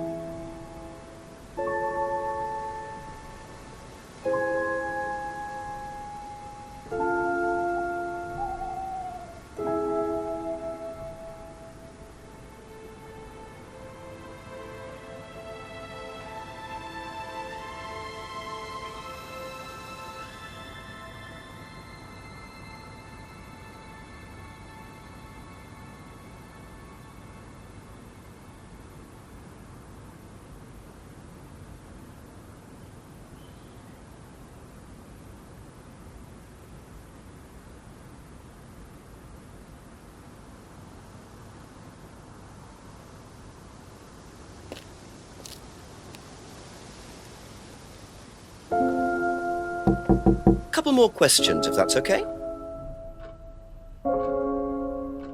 Did you know about Ryan Rand's arthritis? Arthritis? I didn't think Ryan had arthritis.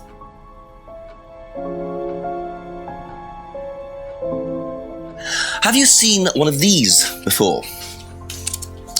No, not this one exactly, but we had to fill something similar in on the first night at Atlas. One of those aptitude tests. No, fitness and stuff like that.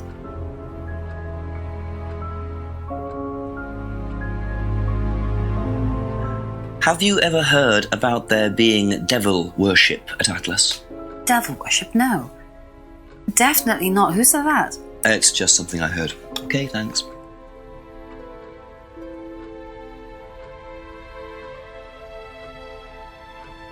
Have you seen this before?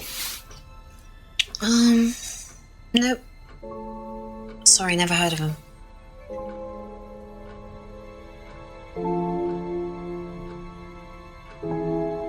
And what do you know about this? Oh. This is Simon's. I bought this for him when we were on holiday. Has he lost it? He dropped it. He can't keep anything.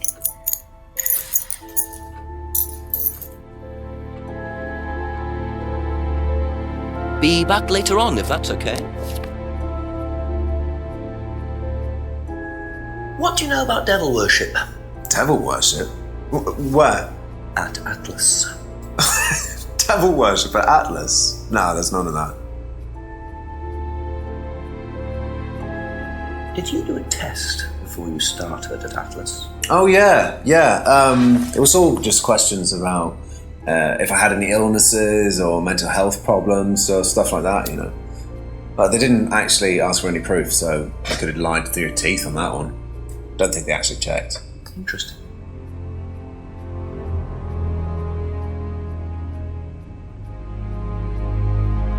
Did you know about Ryan's arthritis? Ryan? He's got arthritis? Apparently. Oh, I didn't know. I hadn't noticed he had any problems.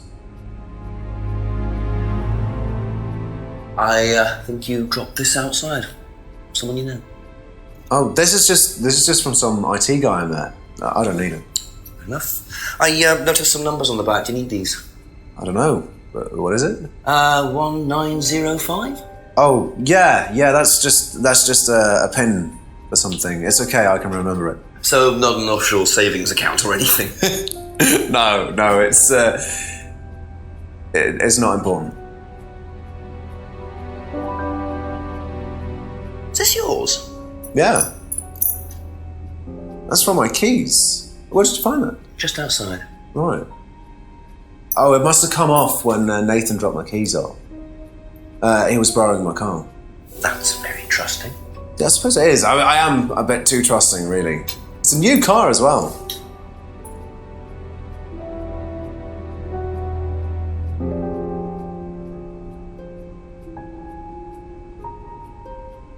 Aha. So the bike's the only way you can get to work, yes? Yeah.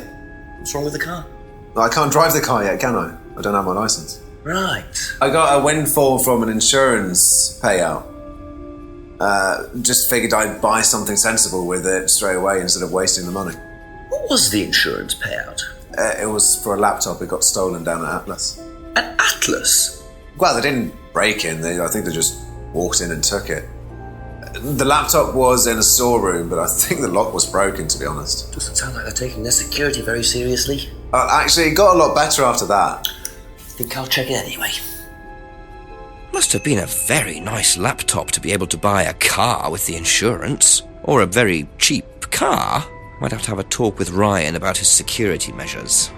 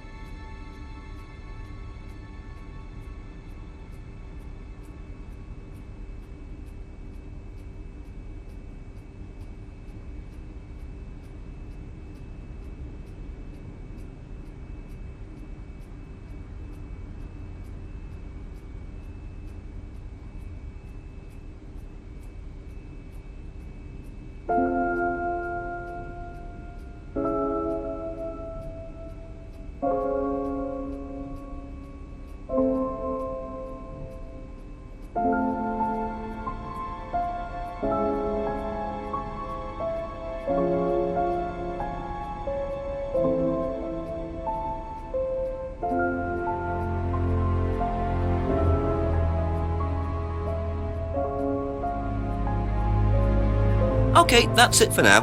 Thank you.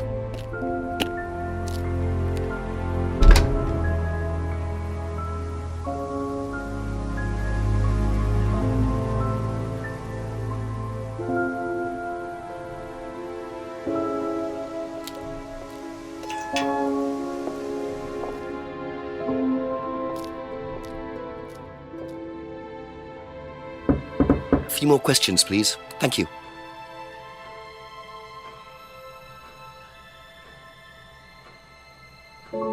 Know anything about this? No, I don't, I'm sorry. We have our own IT chap. Lovely chap, in fact. Fat and sweaty, though. It's like a double act, doesn't it?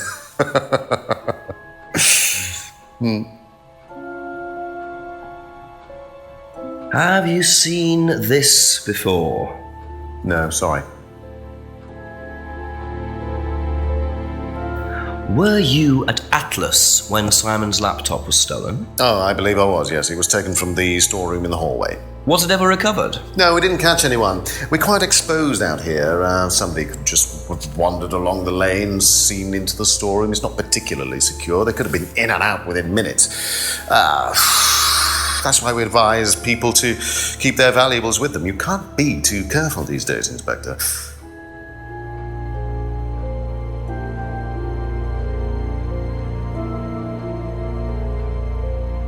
Aha.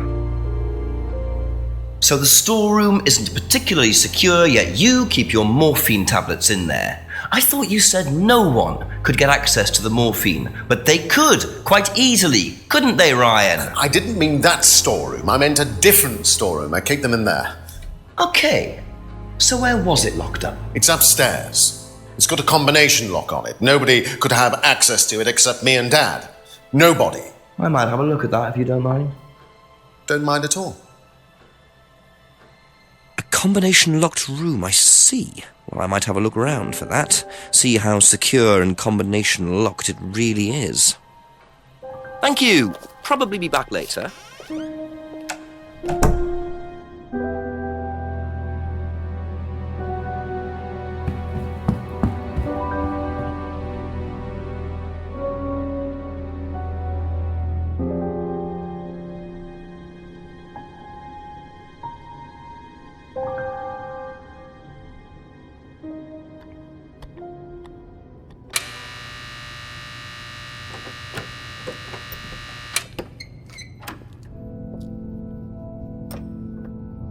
Welcome to the Mirror Room. This exercise is all about identifying the difference between the image one presents to the world and one's real self, which lies deep in our unconscious. As you move through the network of mirrors, practice seeing yourself as a stranger. The more you separate from your persona, the more aware you will become of your true desires and ambitions. Chant with us. I am free from my image. I am free from my past. I am free from myself. I am free from my image. I am free from my past. I am free from myself. I am free from my image. I am free from my past. I am free from myself. This exercise involves the use of liberation masks. You have now completed Module 1. Module 2 covers boundary testing, threshold testing, and extreme testing. Please read the notes carefully before attempting the module.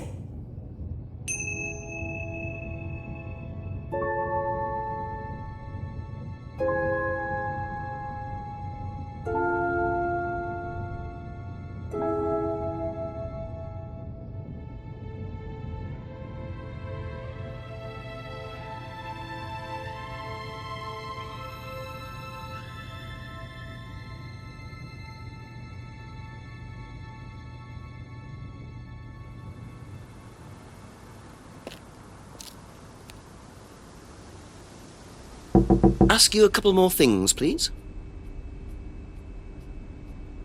Do you know about the mirror room at Atlas? Yeah. What's it used for? Well, it's mainly for the auto-hypnosis module. You go in and you stare into the mirror and You go into a trance. Then when you're ready, you come back out. So you just go in whenever you want to? Oh, no. There's certain times when you're allowed in, and only they know the combinations anyway, so you can't really get in. But you don't know the combination? No.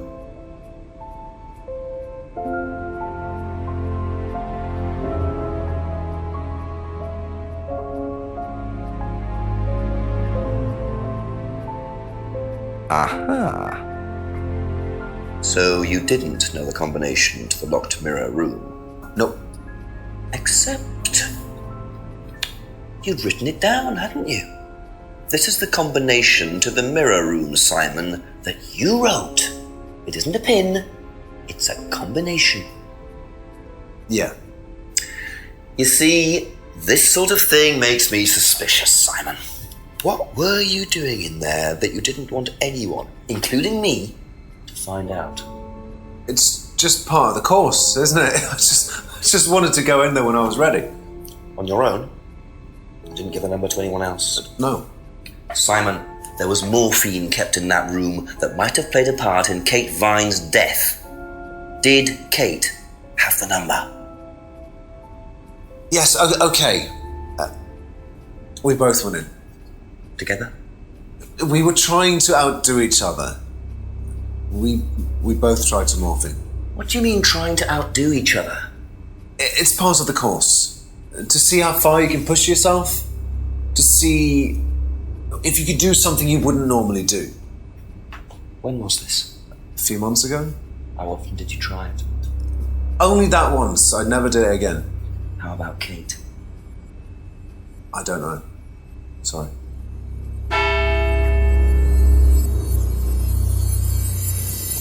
So that's how Kate got the morphine. But what exactly does this testing involve? Could this have been what killed Kate? 11 o'clock.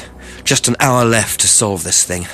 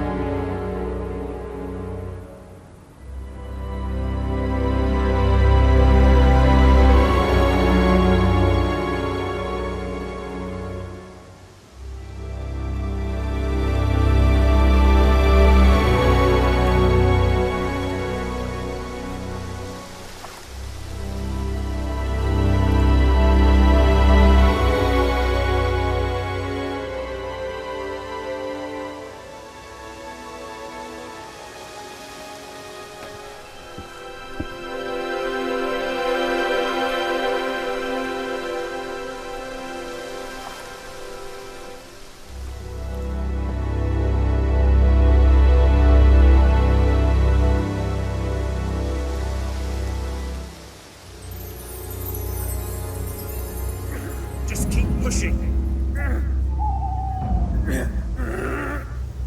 Just keep pushing. Keep pushing. Keep pushing. You can push it all the way in, Tom, if you want to. Excellent, Tom. Excuse me. Would someone care to tell me exactly what's going on here? Don't come any closer. That man needs a doctor. No, he doesn't. I don't need a doctor. I'm fine. Go away. What is this? A test. Of what? What does it look like? It's a threshold test. A pain threshold test. I thought, you were supposed to be good at working things out. Inspector Jenks. And so this would be for Atlas, would it? Kyle? You disappear now. It's not a good idea to talk to a police inspector like that. Do you want me to make you? It's okay, Tom. Mr. Jenks won't be bothering us anymore. Don't make any rash commitments.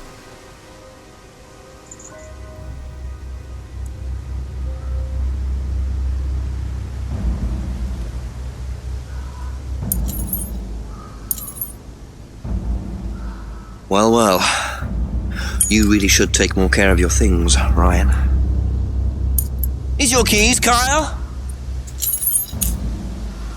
No.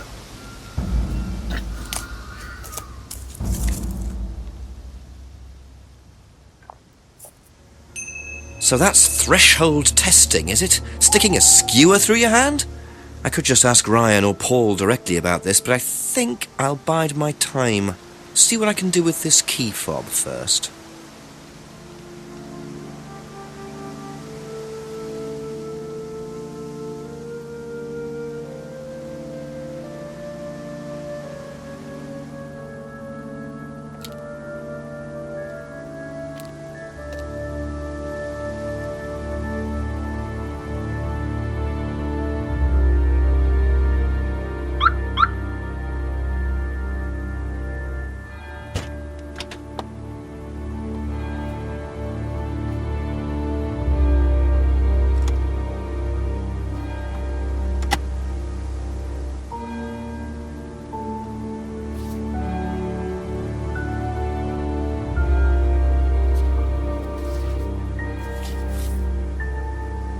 Bingo. Well, Ryan, what have you been up to? Be very interesting to see how he explains this one.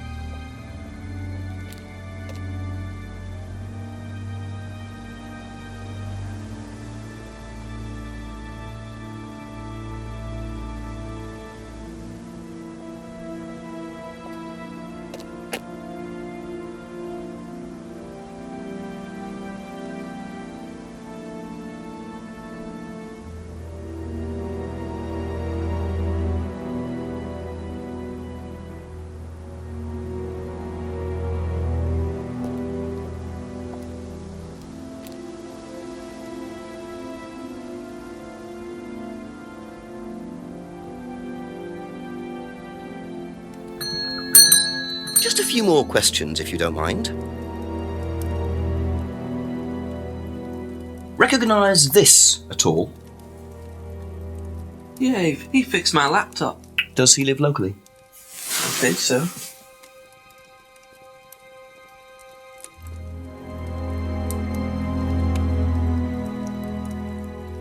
Seen this before? Don't think so.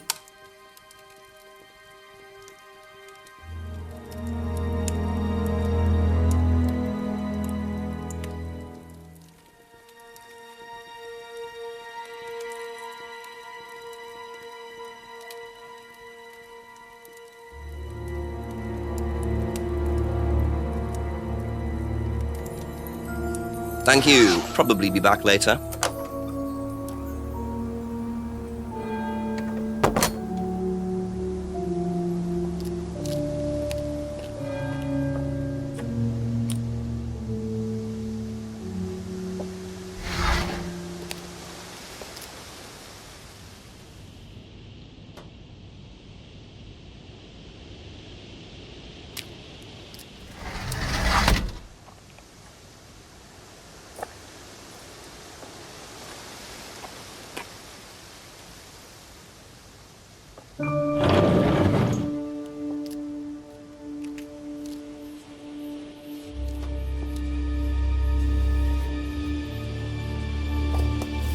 So James is interested in poppy pods, is he? I think he's got some explaining to do.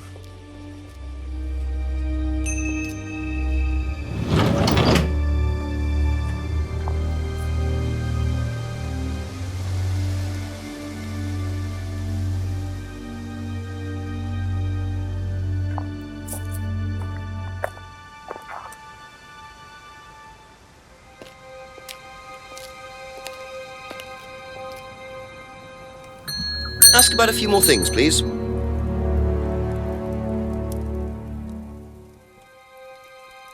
What can you tell me about several boxes of dried poppy pods in the greenhouse back there? Feel free to take some if you want. What are they for, James? Decoration? Why? Decoration. There's a big market for them among the over 70s. So what are you doing with them? Selling them.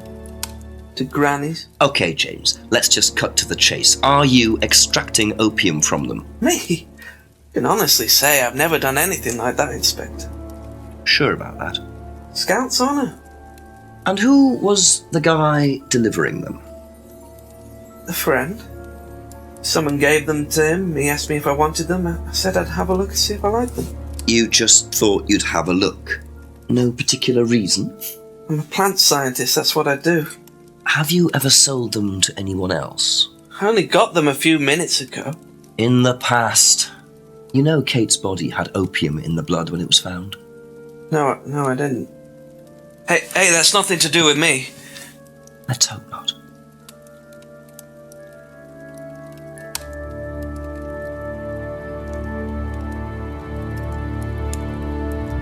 That's all for the moment, thank you.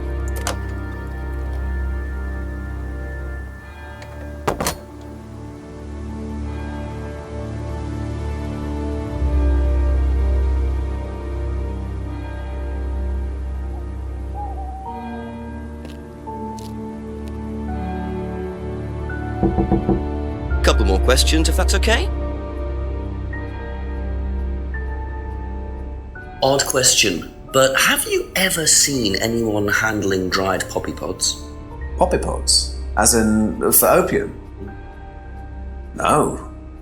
Though James did have opium tea once, I think. Where did he get it from? Oh, I don't know. I didn't ask. James does his own thing. What does opium tea taste like? I don't know. I didn't try it. Really? I didn't want to risk it, did I? But I went to hospital once. I had codeine and I went into anaphylactic shock. The doctor said it was an opium derivative, apparently, so...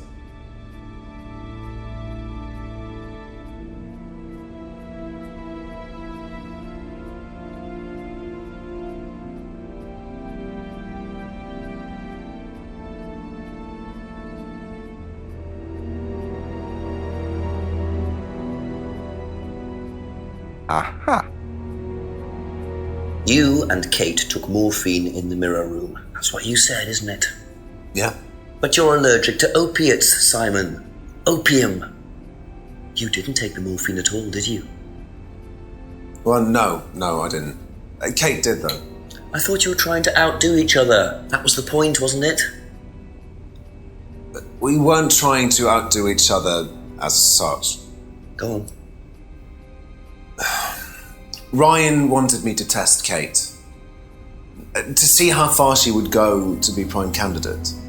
What candidate? Prime candidate. It means the best person in the group, basically. What do you mean, test her? But you do it in pairs. One person's the tester, it's me. And the other person's the... victim? Well, it's not like that. It's completely consensual. It's just boundary testing. Ryan wanted me to test Kate. Because they thought she was the best student? Well, maybe. I don't know. I just did what I was told, okay? Except you decided to give her morphine. To break the law. Well, I can't change that now, can I? She didn't die of a morphine overdose, did she? She died because she drowned. But she drowned for reasons that aren't clear.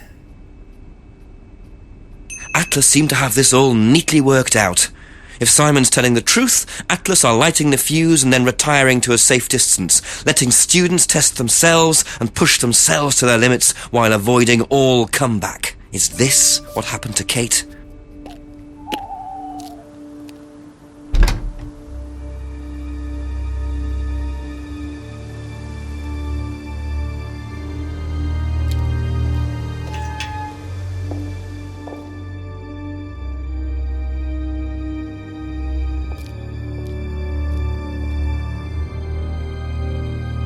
A few more questions, please.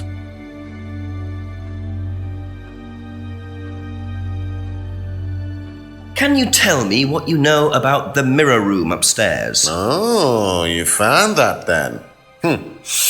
Well, it's very similar to the costumes, Inspector. It's designed to help the students look at themselves differently. And what do you do with the mirrors? You look at yourself, Inspector. You look at yourself until you start seeing yourself as others do. And you don't see yourself as as you do anymore. It really, the idea is that you can see yourself eventually any way you wish. So why in a locked room? To make sure you're not distracted, that's all. How often is it used? Not often, a few times a month. Some students find it useful, some don't.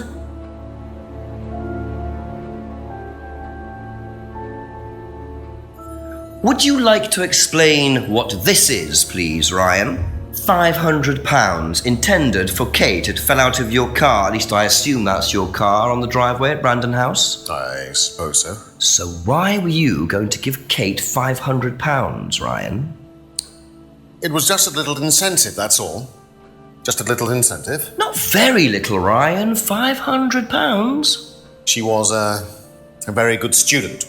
We heard that she was leaving. We wanted to give her something. But you didn't. Well, obviously not. Are you sure there wasn't any other reason you might want to give her this? Personal reason? No! Well, I'd like to keep hold of this for a little while, if you don't mind. Well, don't consider it a bribe, will you, Inspector?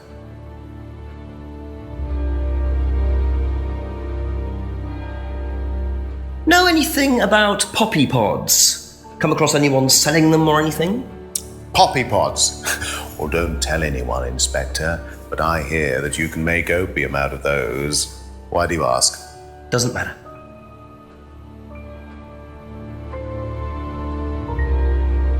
Now, tell me what a prime candidate is. You're learning a lot, aren't you, Inspector? Prime candidates are simply the best students, the ones with the most potential. And what benefits do they get from that? Well, they get the top job. Which is? Well, we have a deal with various multinationals. We train students to be exceptional, truly exceptional. And they get a wonderful top job. It seems a very simple deal. And how do you decide who the prime candidate is? Do you test students? No. Did you ever, say, ask Simon to test Kate, for instance? Oh, you've actually been speaking to Simon, haven't you? I really wouldn't trust anything that Simon Thompson says. You know, he spent the best part of 2 months trying to undermine Kate. No. Now, Simon Thompson, it really isn't my place to speculate, but if you're looking for motives, Inspector, he certainly had a few motives, more than I. A motive to kill her, do you mean? Now, that's very interesting, Inspector. Well, that's up to you to decide.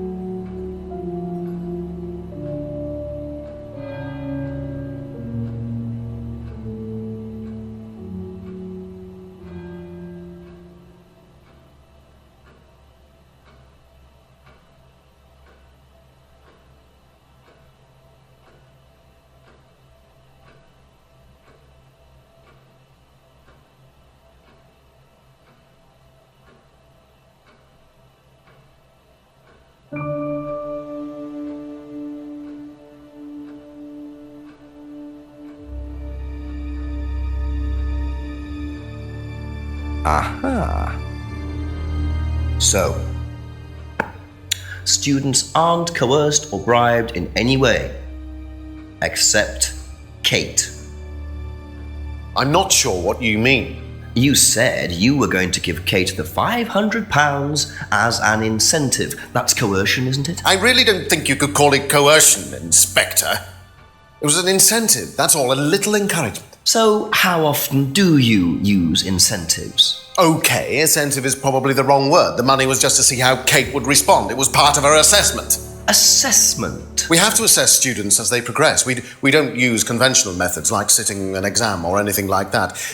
People pay for this course per session. We have to know if they're committed or not. So you're assessing their progress and testing their commitment? Yes, we are.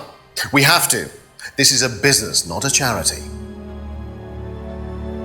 So Ryan's claiming the money was part of Kate's assessment.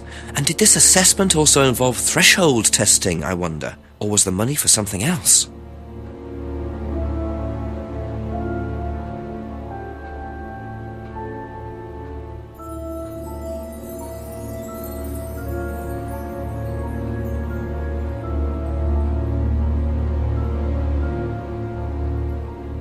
Aha.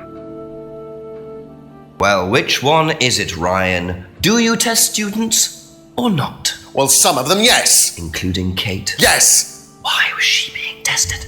She was being tested because we wanted to see if she was good enough to become prime candidate, okay? So Kate was in the running to be prime candidate? Yes! And did you ask Simon to test her? Yes, I did. But I didn't ask him to do anything stupid. He knew it was against course rules. How far did you ask him to push her? I didn't ask him to push her. I asked him to test her. There's a huge difference! If Simon decided to give her too much caffeine or morphine or whatever, that's his responsibility. So if he did anything wrong, it was his own responsibility. He did it with his own mind and his own hand. We had nothing to do with it.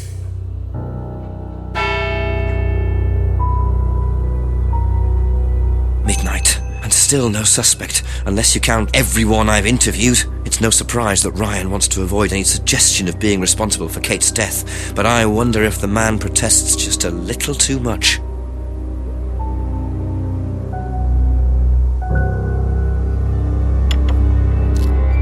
I'll ask you a couple more things, please.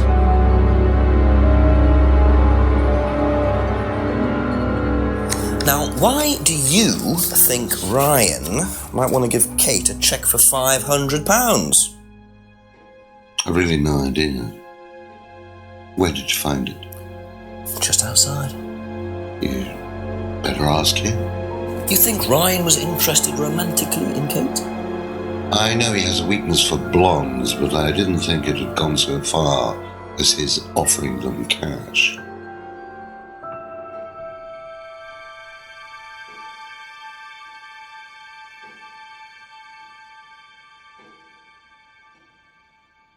Can you tell me about the room with the mirrors at Atlas? The one with the combination lock? How did you get in there? I was given the code for the combination. By Ryan? Well, nobody else is allowed to know the code, are they? And not in theory. So how's the room used on the course, then? It's a meditation room where the students can reflect on themselves, literally. And what about the CD? That helps too. It's part of the program. So you send the students into the room, they put the CD on, they stare into the mirrors. And how long does this last for? Until the CD finishes or they fall asleep. What else would you like to know?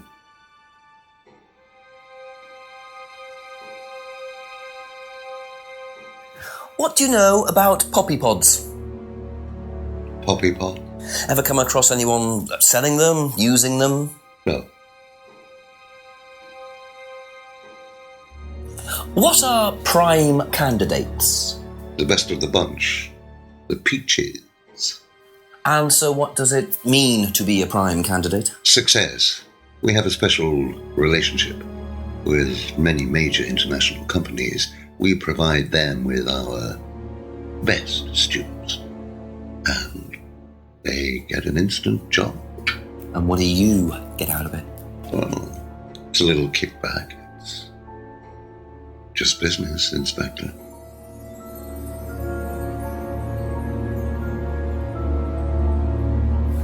Was Kate a prime candidate? Well, as Ryan has probably already told you, yes, she was.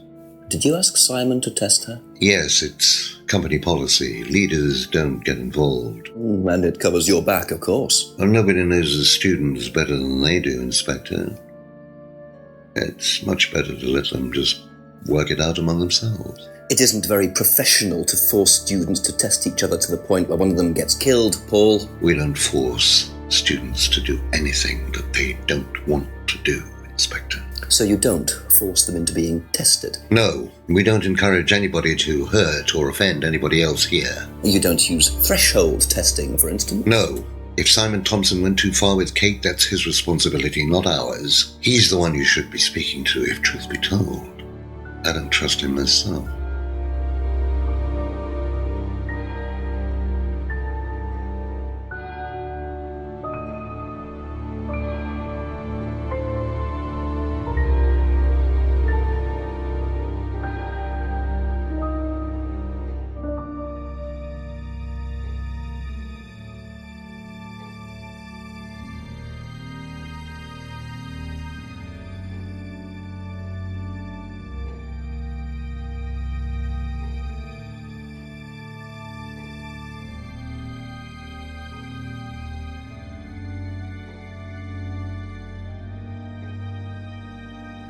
Aha.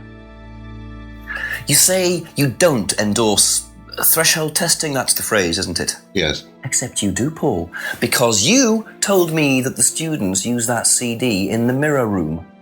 I've listened to that CD, and it very clearly mentions threshold testing. You keep batting this away, Paul. We don't really use hypnosis. The students aren't really tested, but I am this close to launching a full-scale investigation. Look, we get a kickback from these students, and they have to be exceptional. Of course we have to test them. That doesn't mean we do anything illegal. What do you think we do? Bump off the ones we don't like? Well, that depends on how far you push them, doesn't it? Well, we certainly don't kill them. Nobody here wanted Kate dead. I'm sure they didn't. But what do you expect, Paul, when you put students under that much pressure? She was a very, very valuable student. She was worth a lot to the business. Really? And how much would that be? Well, if you really want to know, 50 grand. She was worth 50 grand? Yes. What, you were selling her? Of course we were selling her. You don't get this, do you? We make perfect employees. Month after month. That's all we do. What do you mean, perfect employees? What big business needs, Inspector, more than anything else, is none of this altruistic, goody-goody crap. What we look for is people with ambition, no ethics, push, greed is good, all right? We don't deal with all this comfort stuff. The survival of the fittest. That's all there is. There's no higher purpose, no big plan. There's nothing at the end of the rainbow. Except what you have and you can enjoy in the here and now. And what do you enjoy now, Paul?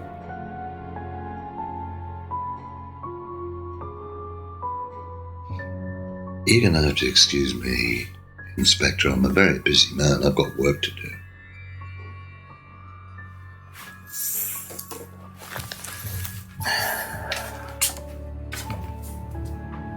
I'll see myself out.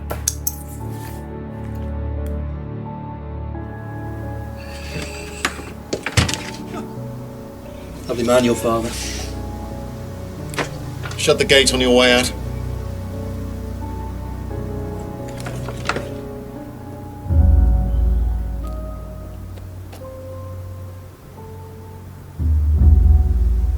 He's doing his level best to shut this place down. Get rid of him. He's a policeman. We can't just... You saw this, Ryan. You man up and you sort it. Tonight.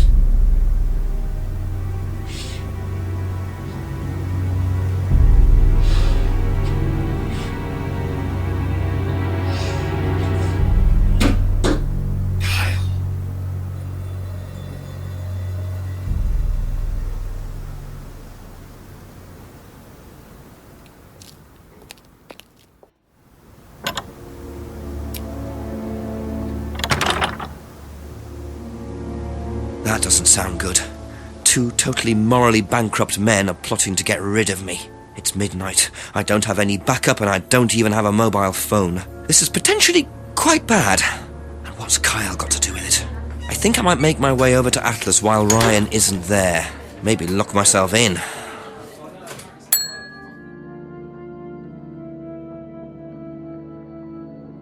know Kate Vine was a prime candidate?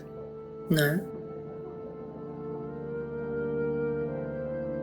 Do you know what a prime candidate is? At Atlas. It's the best student. And what does that mean? It means they get a guaranteed job with a very good salary. Well, that's the idea anyway. But? Mostly they aren't up to it. What happens then? They get sacked.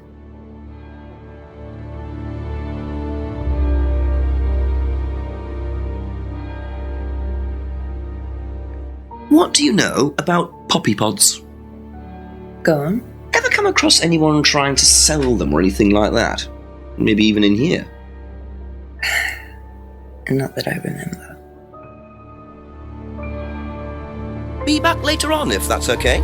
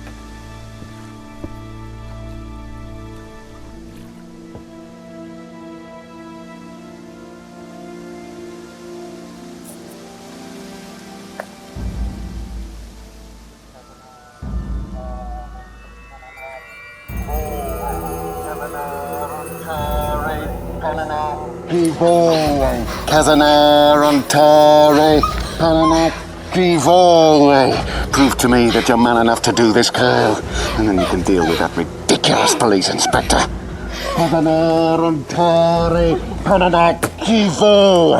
What is this? What the hell? Scotland Yard, not hell. Hello, Ryan. Hello, Inspector. What are you doing here? Inspecting. So, come on. Let's have it. I don't think you'd understand, Inspector. The best thing that you can do is turn around, go away, and leave us to it.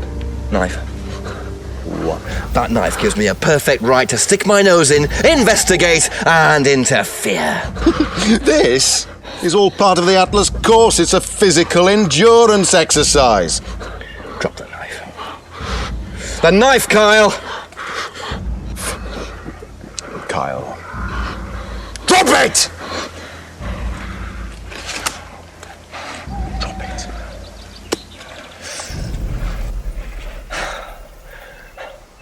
Not looking 100% brilliant for you, Ryan.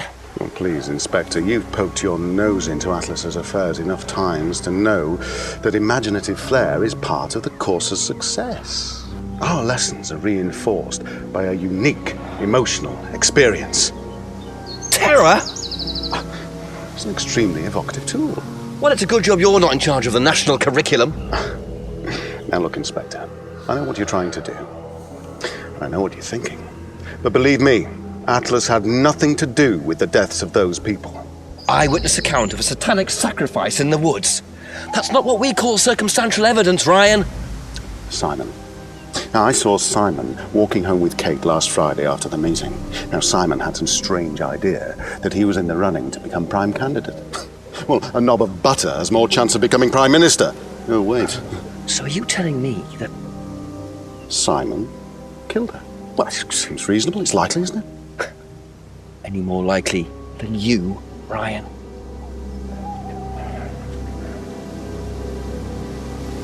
Pig! I know. Police brutality.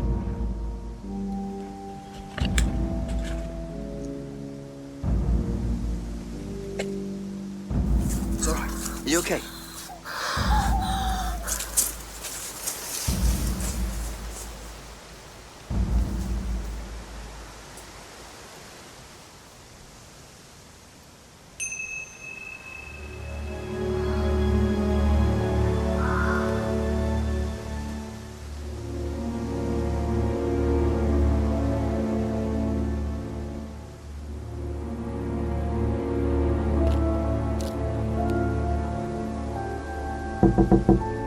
A few more questions, if you don't mind. do you think you'd have reacted if you'd found out that Kate had been chosen to be prime candidate? Was she? I'm just asking how you think you'd react. I don't know. I wouldn't react in any way, really. I'm not bothered. I don't think she was, though. What makes you think that? Well, it's just an impression I got. You know, she's a bit flaky, to be honest. She's just not really prime candidate material.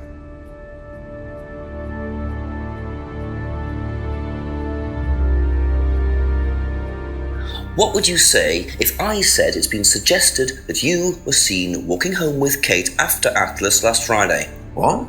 By who? The same person who suggested that you wanted Kate out of the picture because you found out she was in the running to be prime candidate. Who said that? Just a question. I didn't think I was in the running. It was Ryan, wasn't it? I am in no position to say. It was Ryan. Simon, calm down. No, I can prove it. Kate's driving licence, give it to me. Why? Kate's driving licence, please.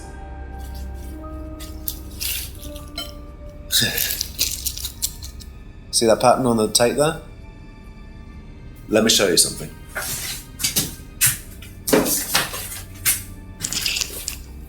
See this pattern? Now look at that. It's the same pattern. This has come from the same roll of tape as this. So there's only one person who's taped like that. Ryan. He gave me this piece of tape when I was in his office once. Why has Kate's driving licence got a piece of Ryan's tape on it? I have no idea, Simon. Where did you find it? Oh, by the lake. It's obvious, isn't it? Ryan was testing her. He was doing a boundary test to see how much she would do, how far she would go to be a prime candidate. But it all went wrong. Okay. It's one of the things we do at the course, right? You give something that's important to you to someone else, then they go and hide it somewhere. It's to teach you to not be bothered when you lose something that's important to you, alright?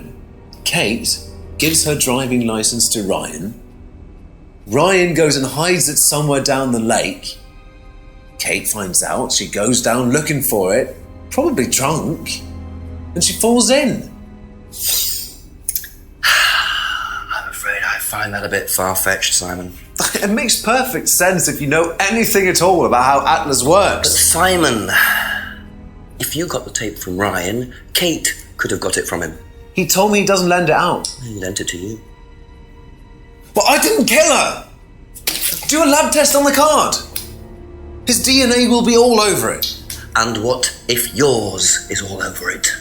It won't be. I didn't kill her. I'm sorry. Just give me a minute. I need some painkillers.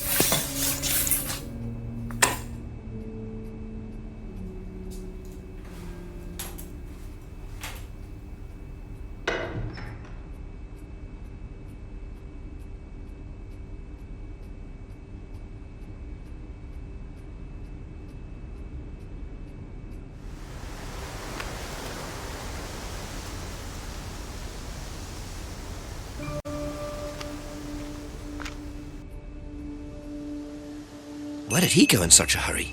Is he trying to act as suspiciously as possible?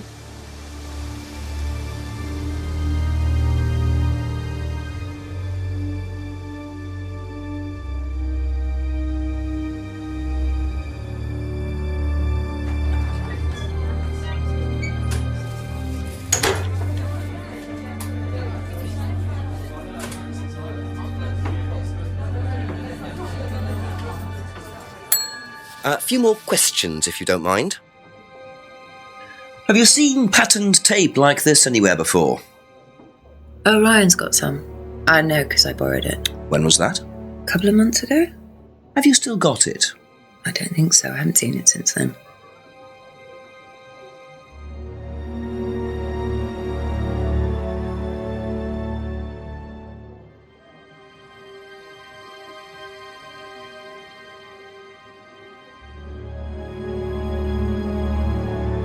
Aha. You last saw that sticky tape 2 months ago, was that correct?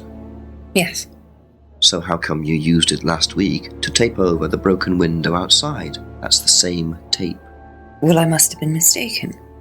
You see, the reason I'm asking is that it's exactly the same tape that was found attached to Kate's driving license, found at the scene. The tape that only Ryan has. Ryan, and of course, you. So what are you saying? Who's got the tape now? Do you know where it is? No, I don't know where it is. Why are you asking me about this tape? You seem nervous, Rebecca. Is there a problem? Well, you're practically accusing me of having something to do with that woman's murder, aren't you? I wasn't accusing you of anything, Rebecca. Unless there's something you'd like to tell me. No, I wouldn't like to tell you anything. Okay, well, that's fine. Obviously, we'll be swabbing everyone in the area for DNA, so if anything comes up on Kate's license, DNA traces. What'll come up? Nothing will come up. Right, I've had enough. I've got to get back. Rebecca! Would you like to explain to me exactly what is going on? Which bit? The fact that some leggy bitch was trying to steal my husband? I think you had better tell me what you know, Rebecca. Okay. You want to know what I know? Kate Vine seduced my husband and was going to blackmail him. Not only did she sleep with him, that whore did it just for his money, our money. How did you work that out? I heard her. I knew it was her arguing with Emma Bowman. Emma was trying to talk her out of it. And how did she come to be at the lake? She dropped that driving licence thing when she came in. She was drunk. She dropped her bag. I took it out to the woods and stuck it over the lake. Then I waited for her. When she came out, I told her where it was, that someone had just run off into the woods with it. You led her to the lake. She was reaching out over the lake to get it. I didn't do anything. She just fell in. But you let her drown. It was dark. I couldn't see anything. I couldn't help her. Really? Did you try, Rebecca? Well, it was too late. She was just flapping about in the water. It was pathetic. She was making these gurgling sounds. And what did you do? I got a big stick. I just pushed her down with it until she stopped. Well, she was dead anyway. What did it matter? You killed her, Rebecca. But she slept with my husband. She didn't, Rebecca. What do you mean? You got the wrong girl. Who? Emma. It was Emma. Rebecca Rand, I am arresting you for the murder of Kate Vine. You do not have to say anything, but anything you do say may be taken down and will be used in evidence against you. Do you understand? Yes. So, it appears that Kate Vine's death was a tragic case of mistaken identity. But there are some loose threads here. What was Ryan doing with Kyle and that girl in the woods? What if I hadn't interrupted? And what really happened to Liam last year? It seems I've only scratched the surface of Atlas and the Rand business empire. Trying to find out about Paul Rand's past is like peering into dense fog. He gives nothing away and covers his tracks with military efficiency. However, what is known is that Paul Rand has a lot of connections in high places, politicians, celebrities, business leaders. Perhaps James Wilson's ideas weren't too wide of the mark after all. I get the feeling there's still a lot more to learn about the Rand business empire. You're going to have to excuse us. Atlas is closed for the moment, but we'll be open again very soon. Thank you for your interest.